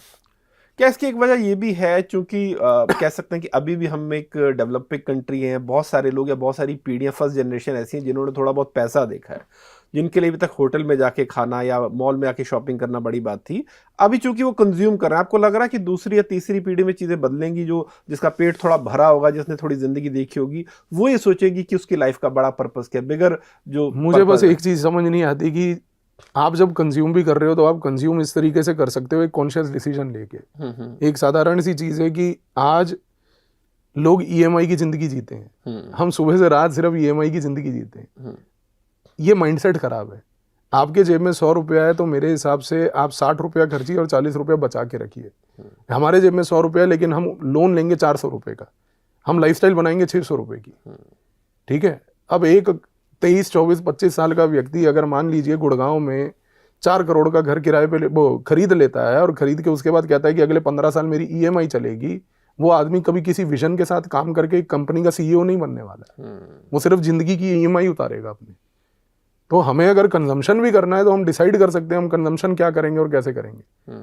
सोशल मीडिया ने जो बर्बादी ये करी है कि आपका कंजम्पशन इस लेवल का एस्पिरेशनल बना दिया है कि यदि आज आपके पास गाड़ी नहीं है, ये यदि आज आपके पास एक महंगा मोबाइल नहीं है तो आप सोसाइटी में कोई हैसियत नहीं रखते। मैं पिछले 18 साल से कमा रहा हूँ, मेरे पास ना मोटरसाइकिल है ना मेरे पास कार है। मुझे इतना पता है कि मुझे दोनों की आवश्यकता नहीं, लेने को मैं कोई भी ले सकता हूँ लेकिन मैं फिर भी नहीं लूंगा। उसका रीजन ये है कि अगर मैं ले भी लेता हूँ तो पहली बात दिल्ली जैसी जगह में जहाँ मैं रहता हूँ उसको खड़ा कहाँ करूंगा, पार्क कहाँ करूंगा। तो कुछ ना कुछ कॉन्शियस डिसीजन हमें लेना है। लेकिन मेरे जितने दोस्त हैं उनके पास किसी के पास मर्सिडीज है और किसी के पास BMW है, और मैं अगर उनको मिलने जाता हूँ तो मैं उबर का ऑटो लेके जाता हूँ। तो समस्या ये है कि आप अपने डिसीजन लाई, और वो सारे लोगों ने जो ये बड़ी गाड़ियां ली हैं ईएमआई पे ली हैं। तो आप क्या कर रहे हो अपने जीवन के इसका एक फर्क जो मुझे पवनी जी समझ आता है ना, कि जैसे आप जैसा व्यक्ति जो इतना अध्ययन करता है, इतना पढ़ता है, जिसने दुनिया देखी है, उसमें एक आत्मविश्वास अपने आप को लेकर भी, क्योंकि आप सोच विचार वाले आदमी हैं। हो ये रहा है कि ज्यादातर लोग चूंकि पढ़ नहीं रहे हैं, ऑब्जर्व नहीं कर रहे हैं, सिर्फ कंज्यूम कर रहे हैं, सुबह उठे रील देखी है, वो अपने आप, वो अपने बारे में भी जो राय है वो दुनिया की नजर से बनाते हैं। और जब इतने आप अंदर से अनश्योर अपने आप को लेकर या अंडर कॉन्फिडेंट हैं, तब तो फिर आपको यही लगेगा ना कि आईफोन ले लेता हूँ दुनिया इज्जत दे देगी, ये गाड़ी ले लेता हूँ दुनिया इज्जत दे देगी, क्योंकि आपको पता है आपके पास इज्जत के नाम पर कोई कंटेंट तो है नहीं। और इसका सबसे बड़ा कॉन्सिक्वेंस है हमारी चाइल्ड रेयरिंग प्रैक्टिसेस, जिसको हम कहते हैं। क्योंकि यहाँ पर जब आपको घर में उस लेवल की परवरिश नहीं मिली है तो आपको सोशल मीडिया लेवल पर जाके अपना वैलिडेशन सीख करना है। तो आपकी सारी वैलिडेशन आज सोशल मीडिया से हो रही है कि मुझे सोशल मीडिया पे लाइक और फॉलोअरशिप कितनी मिलती है। मेरा एक यूपीएससी के पढ़ाने वाला चैनल है, उस चैनल पे मैं वीडियो डालता हूँ, कंटेंट होता है जो एकेडमिक कंटेंट है, उसमें 500-700 व्यूज आते हैं, ज्यादा व्यू नहीं आते। लेकिन लोग मुझे कहते हैं कि यार 500-700 व्यू के लिए तू इतनी मेहनत कर रहा है। अब या तो मैं उनसे अफेक्ट हो जाऊं और या मैं अपने कर्मा पे फोकस करूं कि मुझे जो कर्म करना है मैं कर्म करूंगा, फल का फोकस नहीं करना। बहुत बढ़िया बात। तो ये मैं फिर वही कह रहा हूँ, चॉइस आपको लाइफ में खुद लेना है। आपको दूसरा सिर्फ नीचे गिराने के लिए यहाँ पर है, आपको दूसरा आपके किसी भी एफर्ट को काउंटर करने के लिए यहाँ पर है। आप कितना उससे प्रभावित होंगे ये चॉइस आपका है। आप करते रहिए अपना काम, तो आपको इस चीज से अफेक्ट नहीं होना है। लेकिन हम एज अ सोसाइटी इस लेवल पर कब आएंगे ये बहुत समय लगता है। हाँ। और ये फिर मैं वही कहूंगा कि इसमें ना सरकार का रोल है ना कोई सोशल मीडिया का रोल है, ये आपका खुद का रोल है। तो जिस दिन आपको खुद ये समझ आएगा उस दिन आप अपने जीवन को उस तरीके से चला पाएंगे। और परमीत भाई, जाते जाते एक सबसे जरूरी सवाल जो मुझे लग रहा है कि आपको इतने बच्चे फॉलो करते हैं, पढ़ते हैं, जो सबसे जरूरी चीज जो आज हमने पहले भी प्रोग्राम से शुरू होने पर की थी कि आजकल लोगों में पढ़ने की आदत छूटती जा रही है। और आपको जब भी मैं सुनता हूं, जो बात मुझे सबसे ज्यादा इंप्रेस करती है, जो बहुत रेयर है, कि आप किसी भी विषय पे जब बोलते हैं तो ऐसा नहीं लग रहा कि ये 2-4-5 वीडियो देख के या कोई 2-4 आर्टिकल पढ़कर ये आदमी बोल रहा है, इसने इस विषय पर कम से कम 15 या 20 किताबें पढ़ी हैं, जो आज बहुत ही रेयर है। तो उस बारे में आप बच्चों को क्या कहेंगे, इस रीडिंग हैबिट के बारे में, और जो सोशल मीडिया की डिस्ट्रैक्शन है उससे दूर हटके रियल कंटेंट जो किताबों में उसे कंज्यूम करना? नहीं, देखिए, हमें सोसाइटी के साथ इवॉल्व करना है। मेरा मानना ऐसा रहता है कि हमारी सोसाइटी उस पॉइंट पर अब आ चुकी है, एक ऐसे इन्फ्लेक्शन पॉइंट पर आ चुकी है कि सोसाइटी को प्रेरित करना कि आप किताबें पढ़िए वो नहीं होगा। तो मुझे ये लगता है कि सोसाइटी के ऊपर एक बोझ बना के उनको बार बार ये चीज़ को एम्फसाइज करना कि आप किताब पढ़ो मुश्किल है। As a creator of content आप क्या कर सकते हो कि अगर आपको पता है कि सोसाइटी किताबें नहीं पढ़ रही है तो कम से कम आपका उद्देश्य ये रहना चाहिए कि लोगों की नॉलेज को एम्पावर करने के लिए आप किताब पढ़ के उनको इन्फॉर्मेशन दे दो। हाँ। आज मेरा उद्देश्य केवल यही रहता है। आप एक चीज को देखिए, मतलब बहुत लोग मुझे कहते हैं कि एकदम से कोई इवेंट हो गया आप वीडियो बनाइए, मैं नहीं बना पाता। मैं एल्गोरिदम को केटर करने का काम नहीं करता। एल्गोरिदम में कुछ चल रहा है मुझे कोई परवाह नहीं है। मुझे इस चीज से परवाह है कि यदि मेरे को कोई सुन रहा है और अगर कोई भरोसा करके मेरे चैनल पे या कहीं पर भी आपके साथ जैसे विषय के साथ मैं यहाँ पर बैठा हूँ और हमें कोई सुन रहा है, तो उसको कुछ वैल्यू एडिशन मिलना चाहिए। और वो तभी मिलेगा कि जब हम अपनी रिसर्च करके आए, अपना काम करके आए। तो मुझे लगता है कि एज कंटेंट क्रिएटर्स जो हमारी एक रिस्पॉन्सिबिलिटी टुवर्ड सोसाइटी होनी चाहिए वो ये है कि एक डायरेक्शन में हमें जाना चाहिए जहां पर सोसाइटी का जो इवॉल्विंग डिमांड है उसको केटर करो कि ठीक है, लोग अगर किताब नहीं पढ़ रहे तो क्यों ना हम एक चैप्टर वाइज किताब की रील की सीरीज बनाएं। हाँ, जैसे बीच में आपने इंडिया चाइना रिलेशनशिप पे बकायदा एक सीरीज बनाई थी अपने चैनल। हाँ जी, मतलब मैंने इंडिया चाइना को लेके इसलिए बनाई क्योंकि इंडिया चाइना को लेके बहुत ज्यादा ओपेसिटी है लोगों में, उनको कोई क्लैरिटी नहीं है कि इंडिया चाइना रिलेशन क्या था, कैसे इवॉल्व किया। और मैंने 1556 बाबर के टाइम से स्टार्ट करा था इंडिया चाइना रिलेशन, और 2025 तक लेके आया 5 वीडियोज में। तो ठीक है, जिन्होंने देखा उनको शायद वो नॉलेज मिली भी कि कैसे रिलेशन इवॉल्व हुआ है और कैसे चीजें बनी है। और तो इस बारे में भी थोड़ा बताइए पवनीत जी कि अगर कोई बच्चा किसी भी, या कोई बच्चा क्या कैसे भी, कोई रिसर्चर है, राइटर है, जर्नलिस्ट है, अगर वो किसी एक टॉपिक पे लिखना चाहता है, अपनी सोच बनाना चाहता है, सपोज मुझे भारत चीन के संबंध को समझने हैं, तो मेरी रिसर्च मटेरियल को या स्टडी को लेकर मेरी अप्रोच क्या होनी चाहिए, क्या कुछ पढ़ना चाहिए और कैसे तय करना चाहिए कि ये किताबें अच्छी हैं? देखिए, आप अगर किसी भी देश के विषय के बारे में पढ़ना चाहते हैं, दो देशों के संबंध पढ़ना चाहते हैं, तो उसमें 2 से 3 चीज़ों के ऊपर खास फोकस रखिए। सबसे पहला कि दोनों देशों के बीच में जो ऑफिशियली अवेलेबल लिटरेचर है, यानी कि इंडिया के केस में हमारी मिनिस्ट्री ऑफ एक्सटर्नल अफेयर हो गई और चाइना की फॉरेन मिनिस्ट्री जो हो गई, उनके द्वारा पब्लिश किए गए जो पेपर्स हैं, सबसे पहला आपकी प्रायोरिटी वो होनी चाहिए। उसका रीज़न ये होता है कि जब आप सरकारी मटेरियल पढ़ते हैं तो एक निष्पक्ष लेवल पर आपको एक ब्रॉड फ्रेमवर्क फैक्चुअल लेवल पर मिलता है। ये फैक्चुअल लेवल के फ्रेमवर्क को पढ़ने के बाद जो दूसरी चीज़ होती है वो है कि दोनों देशों के रिटायर्ड डिप्लोमेट्स की किताबों को पढ़िए। डिप्लोमेट की किताब पढ़ना इसलिए आवश्यक होता है क्योंकि कोई डिप्लोमेट अगर मान लीजिए उस देश में सर्व करके आया है या उसको तजुर्बा था उस देश को लेकर, तो वो अपना एक पर्सपेक्टिव दे रहा है, और वो जो पर्सनल पर्सपेक्टिव मिलेगा वो आपको शायद कहीं और नहीं मिलेगा। वो अपनी पर्सनल लाइफ की स्टोरी शेयर कर रहा है। और तीसरा होता है कि जैसे विश्व तौर पर ये चीज़ ज़्यादा है, इंडिया में थोड़ी कम है, कि फॉरेन पॉलिसी को लेकर कई जर्नलिस्ट विश्व तौर पर किताबें लिखते हैं उन विषयों के ऊपर। तो जैसे आज अगर आप बात करेंगे फॉर एग्जांपल इंडिया चाइना को लेके, तो बहुत सारे अमेरिकन और यूरोपियन जर्नलिस्ट हैं जिन्होंने इंडिया चाइना रिलेशन पे किताबें लिखी हैं। तो आप उन किताबों को पढ़िए, क्योंकि वो अनबायस्ड होंगे। नहीं, वो होती तो बहुत बायस्ड है, वो उसमें वो अपनी कंट्री का बायस लाते हैं। देखिए, कोई भी इंसान जब किताब लिख रहा है तो उसमें उसका एक बायस होगा। तो वो बायस कैसे आएगा वो किताब पढ़ के समझ आता है। लेकिन चौथे लेवल पर अगर आपको पढ़ना है, थोड़ा एकेडमिक लेवल पर ओरिएंटेशन के लिए, तो फिर यूनिवर्सिटी के प्रोफेसर वगैरह भी बहुत अच्छी किताबें लिखते हैं, भारत में भी बहुत अच्छी किताबें लिखते हैं और बाहर के भी लिखते हैं, तो वो पढ़िए। तो ये अगर 4 पॉइंट फ्रेमवर्क कोई अपनाता है, बट वही बात है कि इस 4 पॉइंट फ्रेमवर्क में इंडिया चाइना को लेकर मेरे पास जो खुद की किताबें हैं वो लगभग 109 किताबें हैं। तो अब 109 किताबें अगर कोई पढ़ने के लिए दिलचस्पी रखता है तो फिर वो जरूर करे।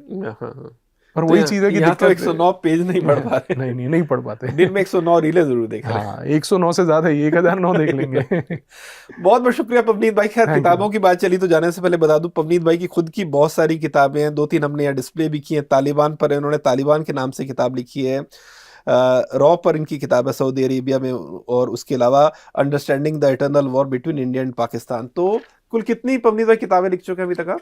देखिए, यूपीएससी की किताबें मिलाकर तो 34 किताबें हैं। 34 किताबें। और अगर कोई पढ़ना चाहिए किताबें कहाँ से ले सकता है? ये अमेज़न फ्लिपकार्ट पे अवेलेबल है। चलिए, थैंक यू सो मच। तो उम्मीद करते हैं कि पवनीत भाई से हमारी आज की बातचीत अच्छी लगी होगी, और इस बातचीत ने अगर दिलचस्पी पैदा की और इनकी किताबें भी पढ़ना चाहते हैं तो अमेज़न पे जाइए। बाकी चैनल का पता तो हम नीचे फ्लैश कर ही देंगे। Thank you so much sir, बहुत बहुत शुक्रिया आपका। Thank you so much. तो इस बातचीत में इतना ही, धन्यवाद।